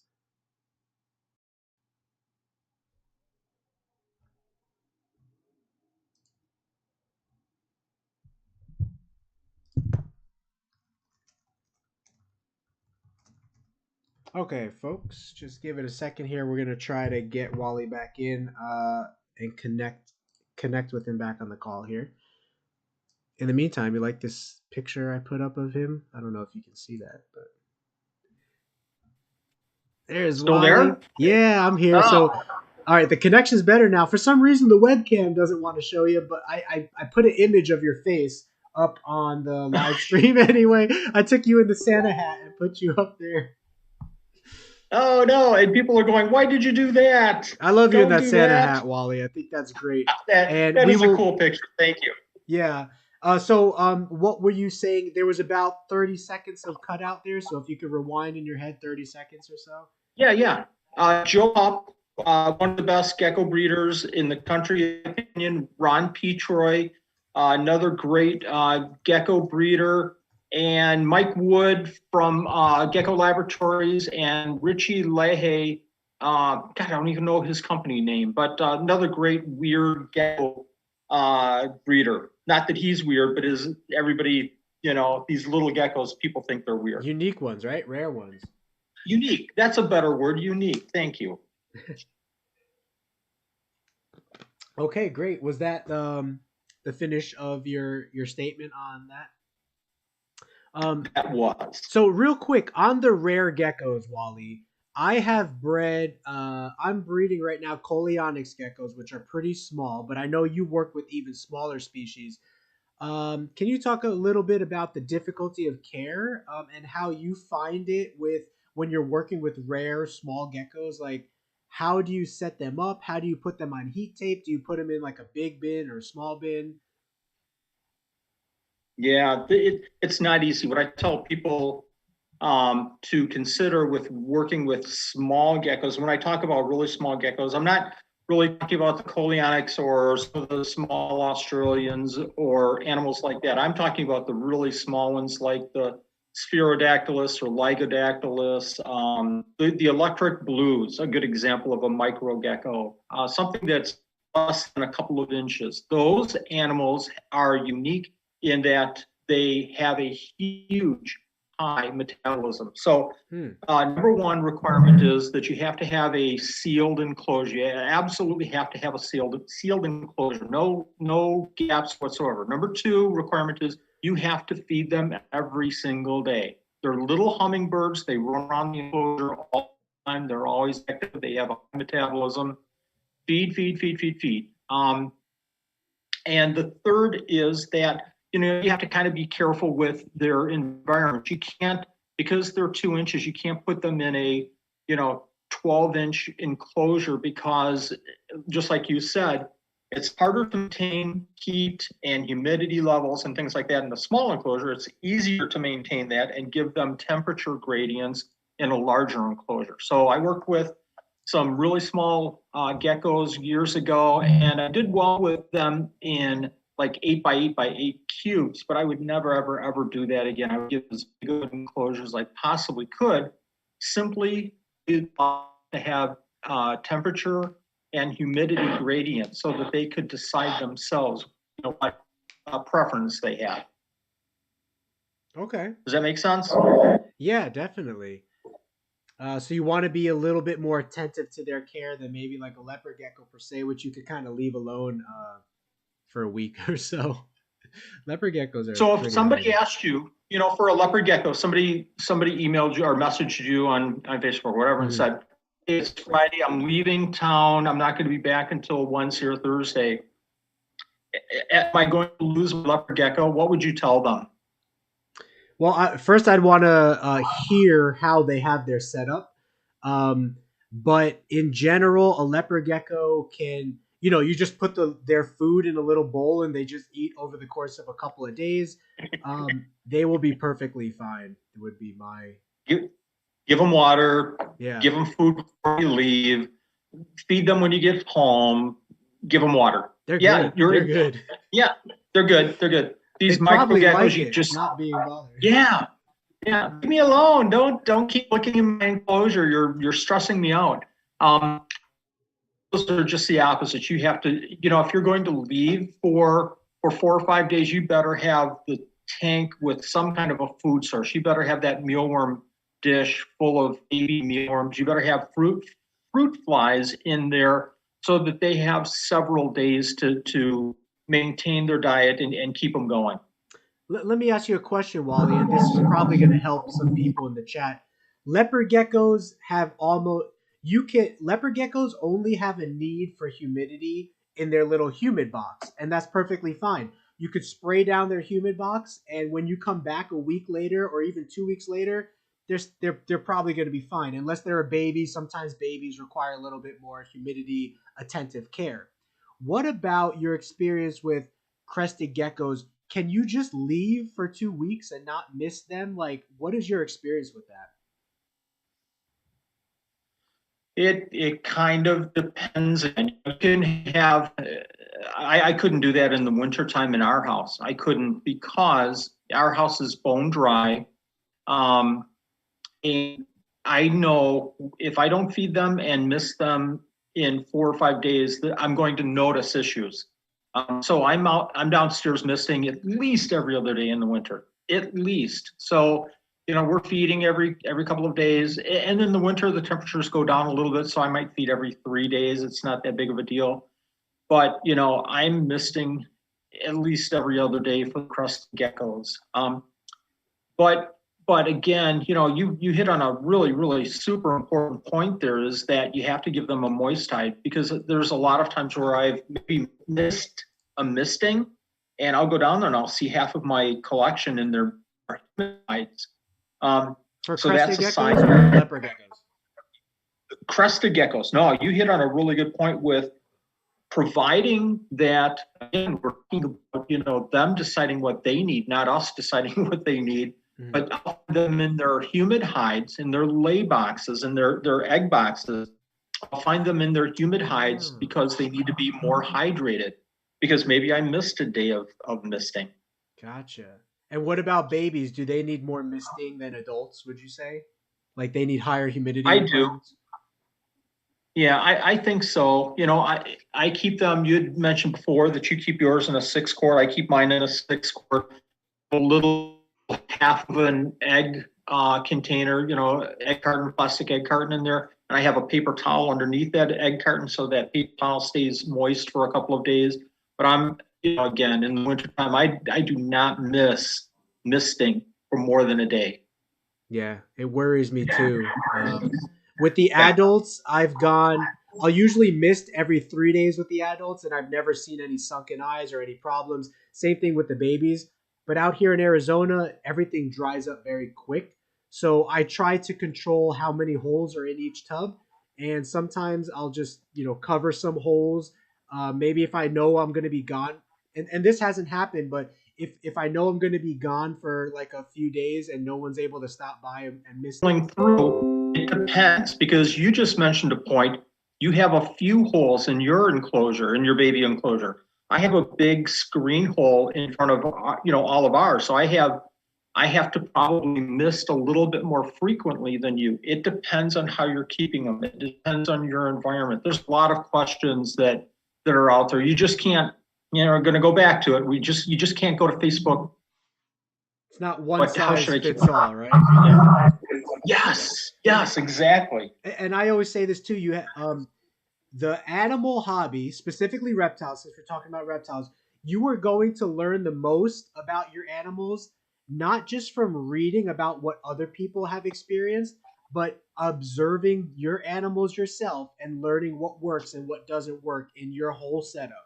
And I've learned so much from just observing my animals.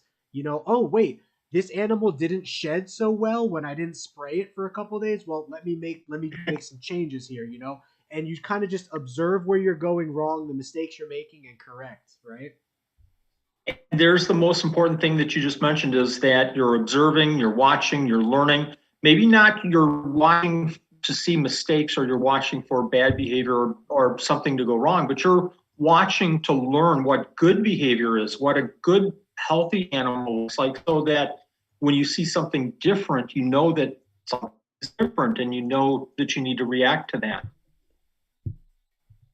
Frank the Tank said, nice long stream. I didn't even follow my little list, Wally, but we've had some good conversation. I hope you don't hate me for keeping you this long. Oh, I hate you so much. It's good to connect with you, man, because I know I've messaged you, a few times here and there about things, and I've seen your videos. I know you've seen some of my videos, and we go back and forth with comments. Yes. But this is really the first time we've ever really talked, But it's funny because I kind of feel like I know you already as soon as you logged on, because of all our little. Isn't the internet great? How it just connects this whole hobby.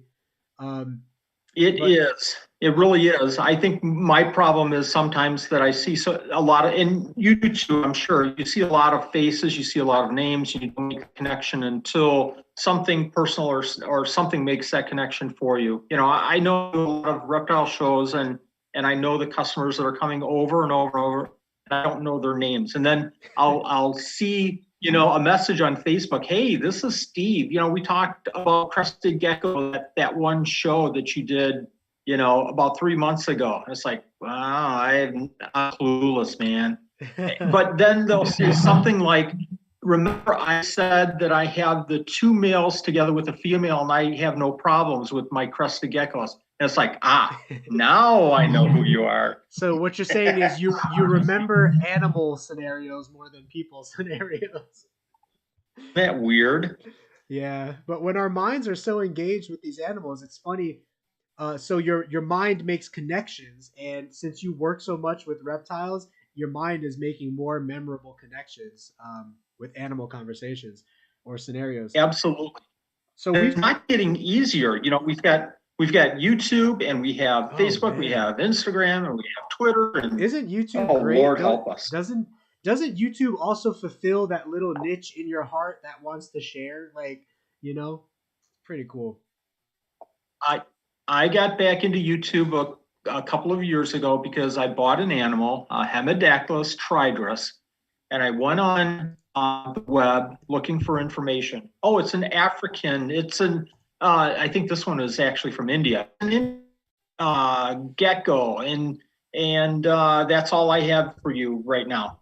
Well, that didn't help at all. So I went on YouTube, and I saw 4 videos of Hemidactylus trigrus, and every single one was 16 seconds. And here it is, and I'm going to throw out a cricket, and it just ate the cricket. Oh, that didn't help me. That didn't help me at all. So I made the decision a couple of years ago that I got to put out these videos, and if I get these with one of my geckos, then I'm going to share that information. So maybe somebody else that gets this gecko can kind of have the same setup and maybe have some success with that. And that's great, so thanks for being there. Crescent Creatures asks, I'll go first since you have the stronger word, Wally. Do you have any tips on working with handling new leopard geckos, he says, but we could apply this to any gecko, right? I got 2 females and a male that are really skittish, and he or she is new to keeping geckos. So what I would do, Crescent Creatures, and then Wally will chime in after this, whenever you're handling a gecko, especially one that's new to you, you don't want to like squeeze it from the top or just like reach down and grab it. Try to get it to crawl onto your hand and try to not have loud noises around. Sit on the floor, like somewhere close to the ground where you won't be worried about dropping it, and just kind of let it walk from hand to hand. Put your hand in the enclosure, kind of like, touch its tail a little bit, and it will crawl onto your hand, and it will get used to sitting on you. Let it sit on you. Let it relax on your hand, and then it will learn, okay, hey, this guy's hand is not so bad. So that's my 2 cents. What about you, Wally? I don't know what to add there. I mean, you nailed it. You nailed it perfectly, and you waxed over one point, and that's sit on the ground. So the first thing I tell somebody about handling a crested gecko, I'll work with crested geckos because you've got leopard geckos handled. So first thing I say to somebody is they're a good jump. So sit down on the ground, sit down on a carpeted floor, make sure that you're not around like furniture that they crawl under, make sure that you kind of can block them off, but give them a big parameter where they can run if they want to. Sit on the floor, don't handle the animals because they're going to jump. They're going to jump. That's what they do. So sit on the floor, don't handle the animal. You're handling the animal. Let the animal, and you nailed this, let the animal crawl on you hand to hand, just like it's walking on a branch, and you're golden. Cool. I guess we nailed that together. Thanks for the kind words. Yes. Wally.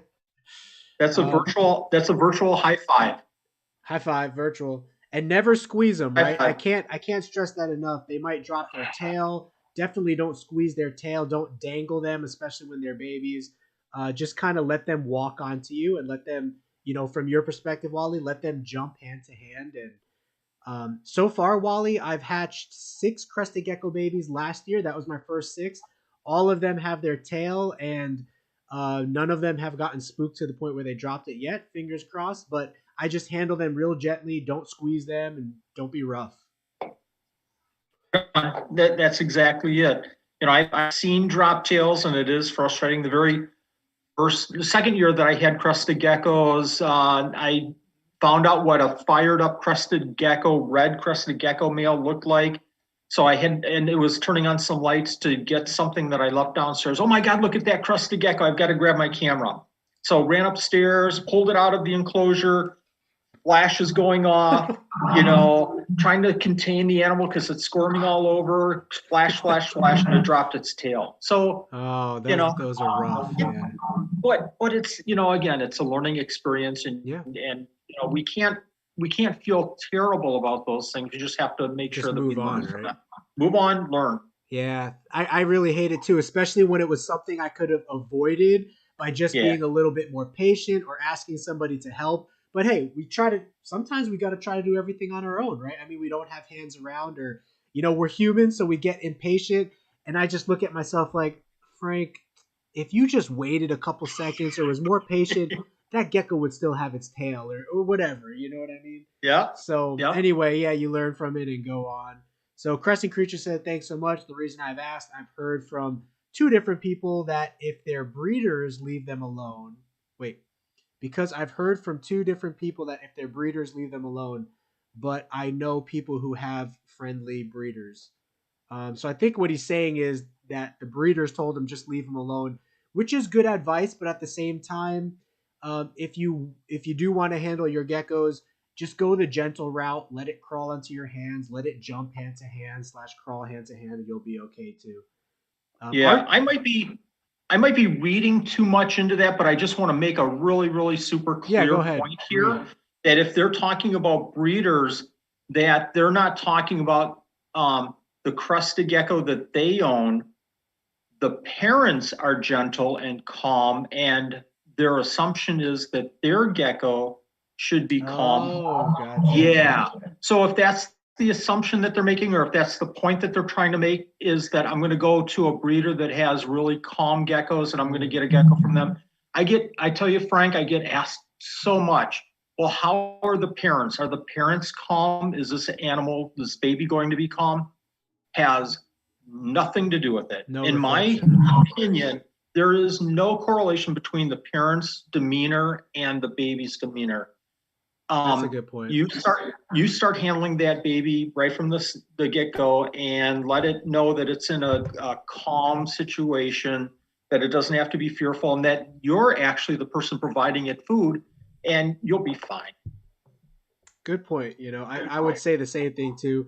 You'll have really calm parents and agitated babies, or you could have agitated parents and calm babies.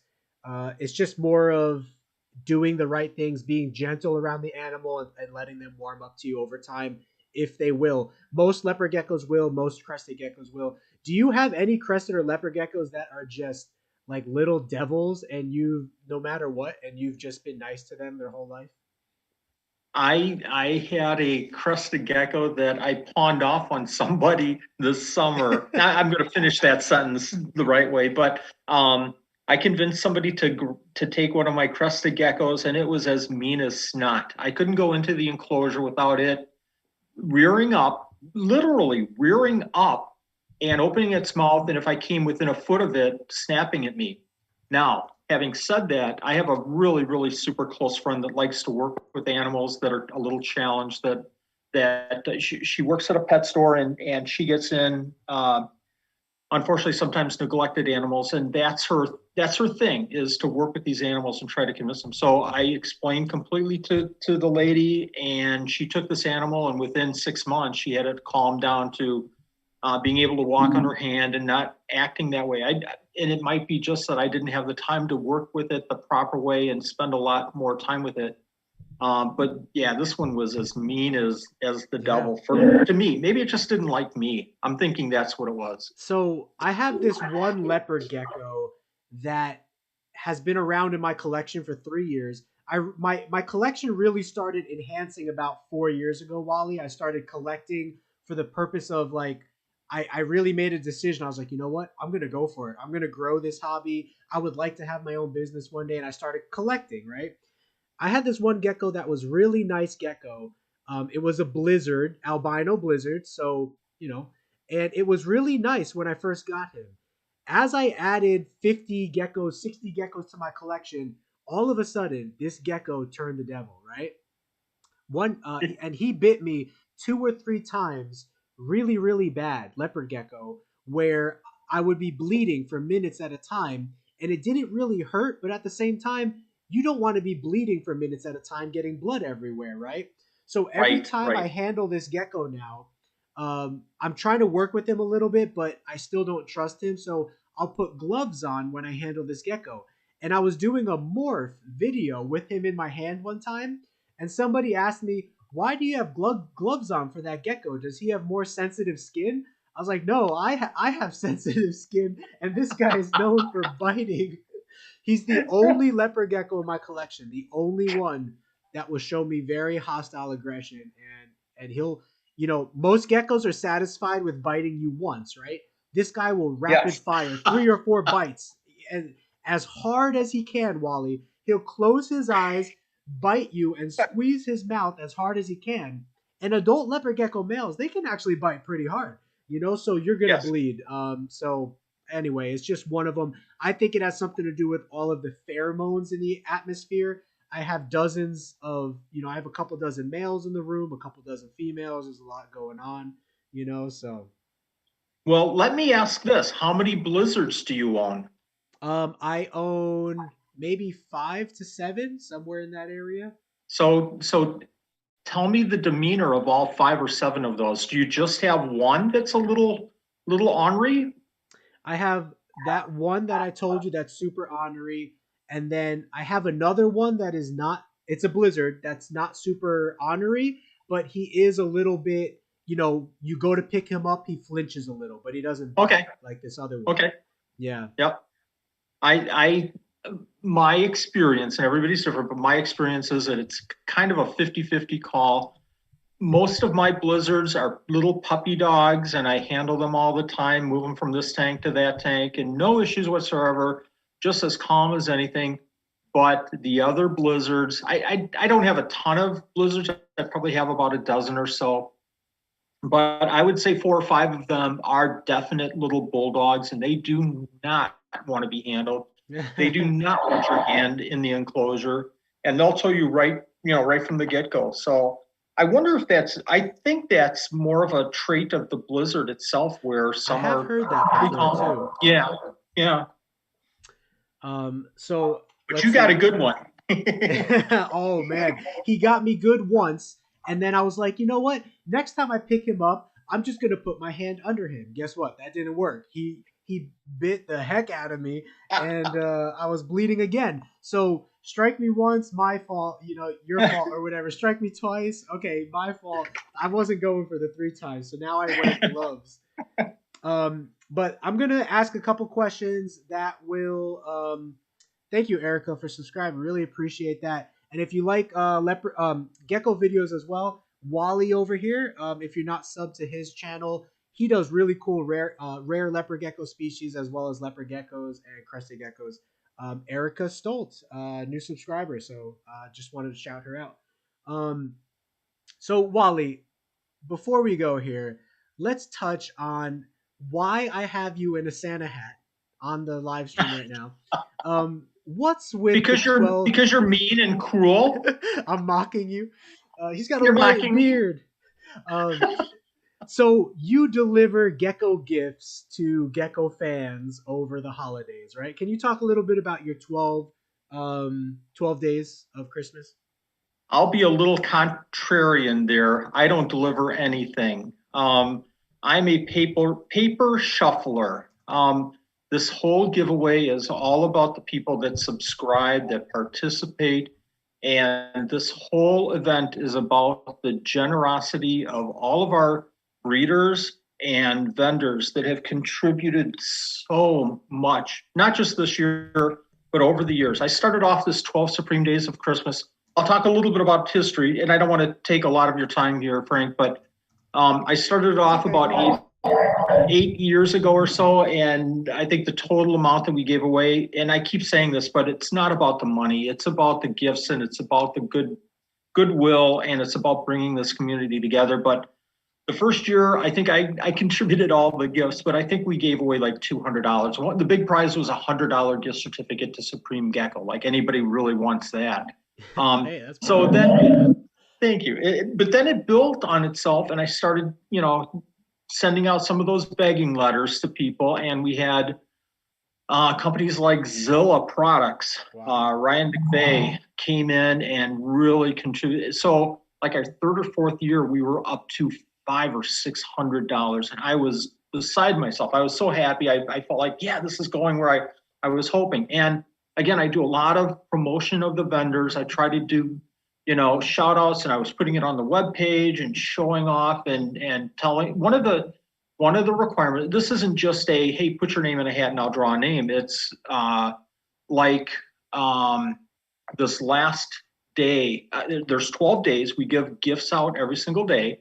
But this last day, I asked people to share and tag somebody so that we could get more publicity over this 12 Supreme Days of Christmas. But throughout the event, we'll have at least a couple of days where we acknowledge the vendors and the breeders. We go to their pages, we do shout outs for the breeders, we share good experiences about the breeders that are donating. So this whole event is about promoting these breeders and giving back to the community. So this is, I think, I should know this, but I think it's our 8th year or 9th year. And the last year that we did it, 3 years ago, because I had a couple of year break there, but a few years ago, we came out around $3,300 in gifts. And again, that's mind blowing to me that we would have all these breeders giving gift certificates and vendors offering full Exoterra setups. I mean, there was a one point where I didn't specify in the rules that you had to be local to win a 24 by 24 by 24 Exoterra. Someone got you on the fine details. They got me. Yeah. Well, I live in California. All right, then I'll mail you this. So trying to find a box for a 24 by, that's okay. That was fine. Gotcha. But we just kept moving this forward. So this year and again, it's not about the money, but it's a measuring stick. That's the only way I can measure the success of this is by the participation and the donations that everybody gives. But we're up to over $5,200 worth of gifts that we'll give away in 12 separate days. And it's not just 12 gifts. Like today, I should say Wednesday yesterday we gave away 3 gifts. Friday we'll give away 5 gifts. Friday will be Isopod Friday, and we'll give away 5 just, $100 gift certificates, a $50 gift certificate, setups for isopods. It's going to get nuts, and we will have more enclosures to give away in this year, 2020. And again, 12 days. We do it Monday, Wednesday, and Friday. So like Monday, we pulled we did the drawing for the winners, and then we announced what everybody had to do for the Wednesday to be entered in for the Wednesday poll. And then Friday, we go Saturday and Sunday that people have to do things, and then we'll pull the name again on Monday. So we'll go Monday, Wednesday, Friday for 3, does that work out? 4 weeks. We'll go Monday, Wednesday, Friday for 4 weeks for 12 days, lots of gifts, lots of craziness, lots of fun, lots of participation. And the coolest thing of all is I've gotten over and over now messages from people. I don't want to get too emotional here, but we've gotten a lot of messages from people that have said that this is really something special in their lives right now. And I can't tell you how much that means to me. And I think that means a lot to the vendors and people donating gifts too this year. So it's been a crazy year. So something going back to everybody. And that's a really great point too. It just kind of brings the community together. It encourages hope and fun competition and contest, and it's always fun to try to win something and talk to the people that are in your hobby community. If someone has never participated before, can you kind of break it down? How does it work? How do they get started like now if they wanted to start, kind of following that process? Yeah, we're on day 3. So we'll do the day 3 giveaway Friday, and we started yesterday. At the end, I do YouTube videos. I do a live YouTube video announcing the winners for that day. And then I announce what everybody has to do to enter in for the next day. And again, we're on day 3, which will draw Friday, which is tomorrow, losing track of the days here. But I'll do a YouTube video, and this is going to be live. And tomorrow's drawing will be, you have to, I put a post on YouTube and Instagram, and everything is announced on the Facebook page, 12 Supreme Days of Christmas. So it's 12 SDOC, 12 SDOC. So if you go there, you see all the rules, you see all what you have to do, or go to my channel, the Supreme Gecko channel, and watch the previous watch the previous video, and you'll get all the information from there. But people have to enter by just saying the word jingle, and that gets you 1 entry into Friday's drawing. But then it's a live drawing, so if you're there Friday, you get 3 more chances. So if you post a jingle on one of the social media posts, you get 1 chance. Coming in Friday and being live during the event, now you have the chance to have 4 entries into the drawing. And it's going to be a roulette wheel, and we'll put in the 5 gifts. We'll pull a name and we'll spin the wheel for a gift until we're done with the 5 gifts. Wow, that's cool. that's going to be fun. I'm looking forward to tomorrow night. And again, it's all live Monday, Wednesday, and Friday on 6 o'clock Central Time on the Supreme Gecko YouTube channel. Okay. Well, you heard it there, guys. So if you need to learn more, they can go to Supreme Gecko Facebook page, and you have all the rules and everything explained, right, on your posts. Yep. And then they can also, if you're a visual learner like me, you can go to the YouTube channel and kind of see how it's done because you post videos of the winners, and I'm sure you explain how it works in deeper detail as well on your YouTube channel in past videos, right? I think I've seen some of your videos. Exactly. Well, very cool. Yeah, I definitely wanted to get that in because that's a really cool thing to do this time of year. You know, kind of gives people a little hope and everything. So I'm trying to think of, let's see, a last topic that we can hit on before departure here. Do you have any thoughts on any topics, or do you want me to pick one randomly, Wally?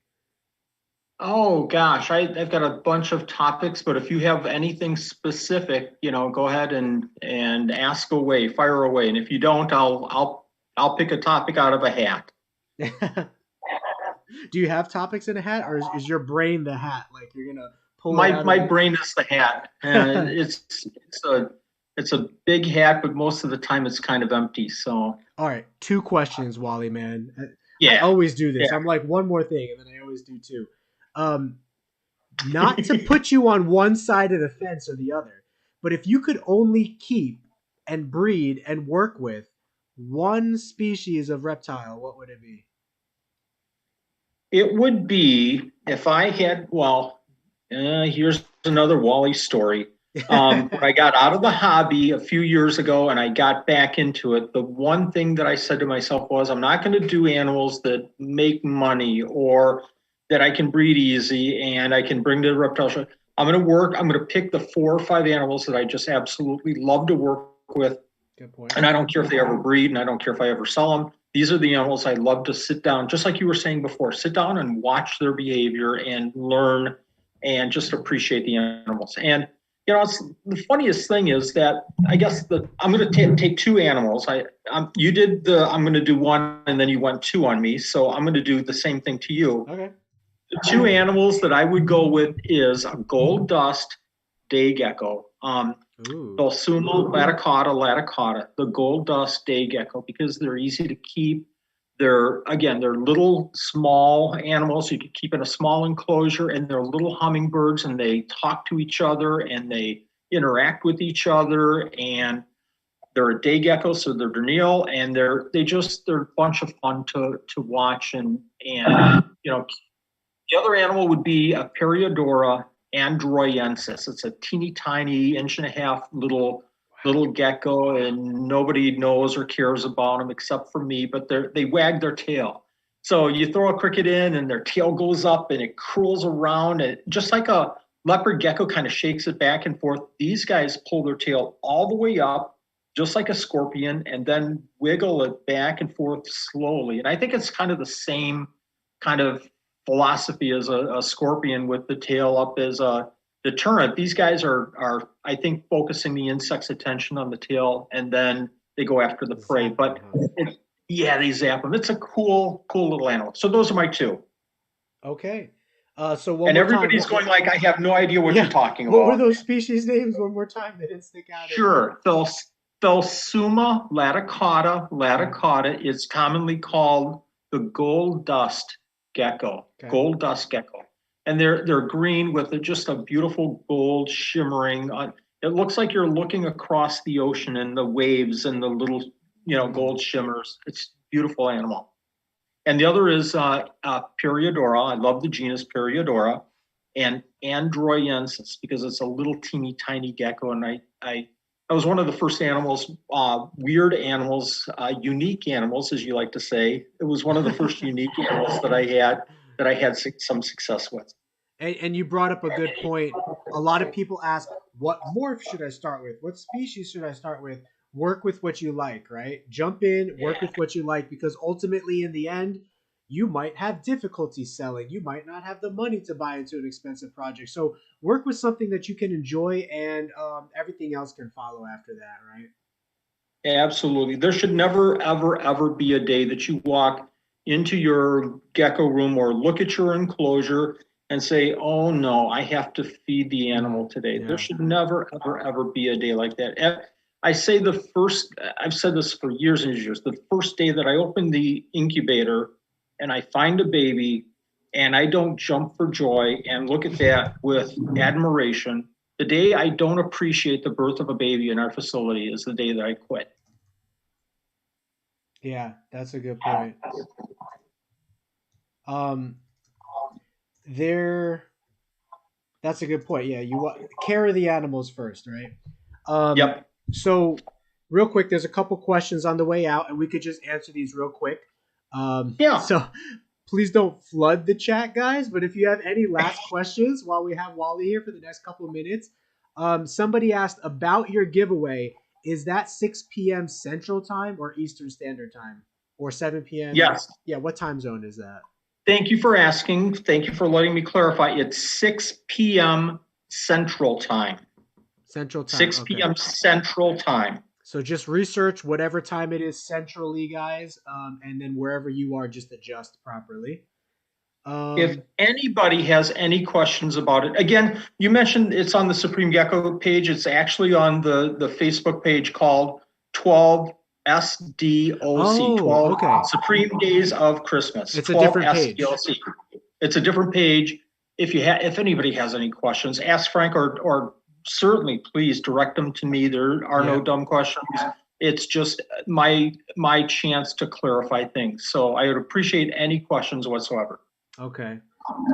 Quick question. There's only a couple here, but what do you think about breeder loans? Are you familiar with that? Have you ever put someone on a financing plan, or I don't know, Erica, if you can clarify what you mean on that. If she means like lending somebody your breeder, like, hey, here's my female, breeder with your male, or if she means like the money, the financially, like putting a down payment on a gecko. Do you do that? Do you do down payments to full purchase and stuff like that?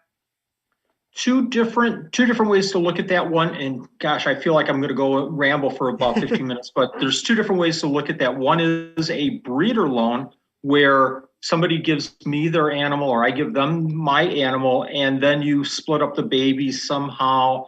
Trust that person. I'm not a big fan of that because I had earlier on, I had a number of very, very successful breeder projects like that where I got in females and I breed with a male.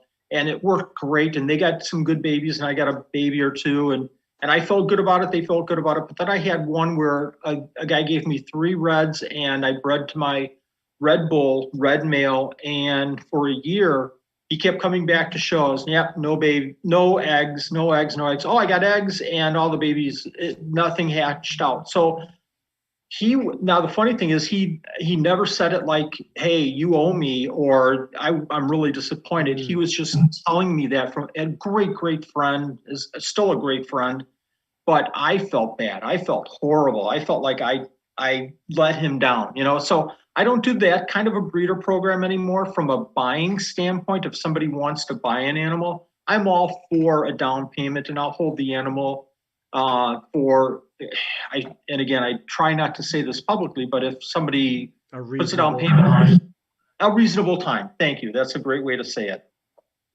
Yeah, good point. Let's see. Any tips on photographing animals? Do you use a professional camera? Do you use the iPhone, the smartphones nowadays that are great? What do you do, Wally? I've taken some really, really good pictures with my phone. I have a Galaxy, and it takes great pictures. This last Christmas, I got a Canon M50, and I absolutely positively love it. And if you look at any photography articles, the 2 things that they'll tell you about taking good photographs is, and Frank, you're probably all over this already in your mind. Number 1 is lighting. Make sure that you have plenty of light. Number 2 is make sure you have a good tripod so that you take very steady pictures. There's nothing worse than looking at an animal picture and seeing the eye real blurry, or seeing, maybe the eye is clear, but the whole rest of the body is blurry. So, you get good lighting, you get a tripod, and then just take a bunch of pictures and write it down. Write down. Not that I'm an expert by any means. I'm still learning a lot about taking pictures, but take pictures, write it down, write down the exposure and everything, and pick the one that you really like and try to duplicate that. Good point. Any input on what type of background to shoot on? Do you put them on a white table, a black table, a tablecloth? Whatever you like the best. I know people that take beautiful crested gecko pictures with using flower bouquets. I hate that. I absolutely hate that. I like natural and everything, but their animals look so beautiful on these flower bouquets. Not something I would do, but they do a great job with it. I like, for me personally, and it really depends on what you like, but I like a black background for lighter colored animals, just, something plain, and then I'll try to put some plastic plants in the background to give that background a little bit of color and a little bit of texture. Set the scene. Yeah, to set the scene. That's about it. Yeah, because if you shoot them in your hand and stuff, there's so many different shades and so much else drawing attention. So I've recently been trying to shoot them on a blank surface. So pick any color, any surface, and like Wally said, if you want to throw some decorations in there, you can as well. Yeah. Now my answer is mealworms, but what's your number one feeder insect for leopard geckos, Wally? Someone's asking. Mealworms. Okay, cool. Mealworms. Yeah, I work with mealworms as well. There's mealworms and superworms. Mealworms you can actually put in the fridge at 50 degrees, and you could buy just like 2,000 of them and let it sit in the fridge for like 3 months, and it's perfect. You could just go back to it every couple of feedings, and it lasts forever. It's great. We're doing that. That's a great tip. You save so much money by buying in bulk. We're buying. I'm not trying to say this, to brag at all, but we're buying 40,000 mealworms every 6 months. Wow. And we bring them in, and we'll put 5 or 10,000 mealworms in plastic containers and throw the rest in the fridge, and then gradually bring them out. Condition them, gut load them, and then start feeding them. Okay. Frank the Tank says you should make some more chameleon videos. Do you keep chameleons, Wally? I don't. That'd be hard to do chameleon videos. The very first animal that I ever kept was a veiled chameleon. Oh, really? Chameleons actually got me into the hobby because I went to a friend's house in Los Angeles, and he had a 6 feet high by 4 feet by 4 feet enclosure with Jackson chameleons in there. And we kept fish at the time. We talked fish forever, but I wound up in one of his rooms that he had this enclosure. I said, I've got to have chameleons someday. So when I got out of fish, and years later, I kept veils, and I had a lot of success breeding them. Then I kept the panther chameleons for several years, and then I eventually got into leopards and cresteds. Wow. And that was I didn't get to ask you this question, but I was going to ask you, what species did you first start with? So you're saying chameleons, huh? Yeah. There's nothing like a chameleon. No matter what anybody says, oh my gosh, look at this ball python, look at this leopard gecko. There's nothing like a chameleon. Nothing acts like a chameleon. Nothing is as fascinating as a chameleon. But the problem with chameleons is that they're such short-lived animals, and the females, females in the wild are made for one thing, and that's to breed, lay eggs, and, replicate their species and die. And that's hard. Yeah. They lay like 100 eggs, but hatch like once a year or something like that. Some of them, like the veils, I think are 2, if I remember, 2.5, 3 months. The panthers, yeah, it's not terrible. I kept killifish fish for a long time, and that's the one where you have to dry out the peat and then wet it 1.5 years later, and then you get babies, and that's tricky. Oh yeah, Andrew was asking how long does it take for the chameleon eggs to hatch? So you're saying only a few months? Yeah, it's not terrible. I think if I'm remembering right, I think it was like 3 or maybe 4 months. it's not like a half a year. I think maybe there's some species that way, but That go maybe the long. parsons. I'm trying to find the dinosaur emoji. Where is it? Last comment before I ask you my last question. Frank the Tank Yeah. says, but Wally, do you have any new plans on breeding velociraptors? So can you touch on that real quick? I think Frank is over his quota for questions, so I think we're gonna have to move on to somebody else. If I gave up the household, including my wife and kids and grandkids and everything, and devoted the house to raptors, I could probably do it. But I don't think my wife's gonna let me do that. Well, just a quick offshoot, but have you seen any of the videos on the genetic splicing they're doing nowadays and stuff? It's pretty crazy. Maybe we'll have a live Jurassic Park really happening one day. Let's do that. And then what we'll do is we'll make that that black knight with the orange tail. We'll just Ooh. splice in. Yeah. And then it'll be a Velociraptor Black Knight with the orange tail. Yeah. So Always thinking. So much, Wally. Let me ask you this last question for the fans and for people. So you're in Wisconsin, correct? Correct. Do you currently? How is vending shows during COVID? Do you vend? Do you attend? I vend. I don't attend any shows because I'm usually if the show is open, I'm vending. We do a lot of shows. We sell and ship a lot of animals, a lot of isopods, a lot of geckos, but we do a lot of shows. And I'll never stop doing shows because I love the interaction with people.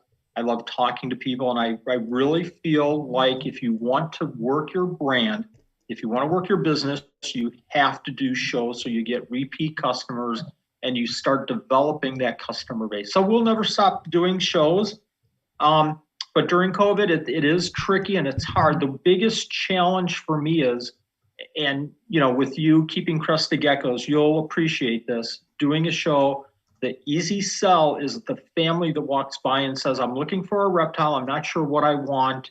Can you help me? Well, the first thing I do is pull out an adult crusty gecko and let them hold and handle and let it jump a couple of times and look at the fascination with the kids. And you don't really have to do the selling. The animal sells itself. So with COVID, obviously we can't do that anymore. Mm-hmm. And that's hard. It's hard to have a family come by and say, I want to buy an animal, but I'm not sure.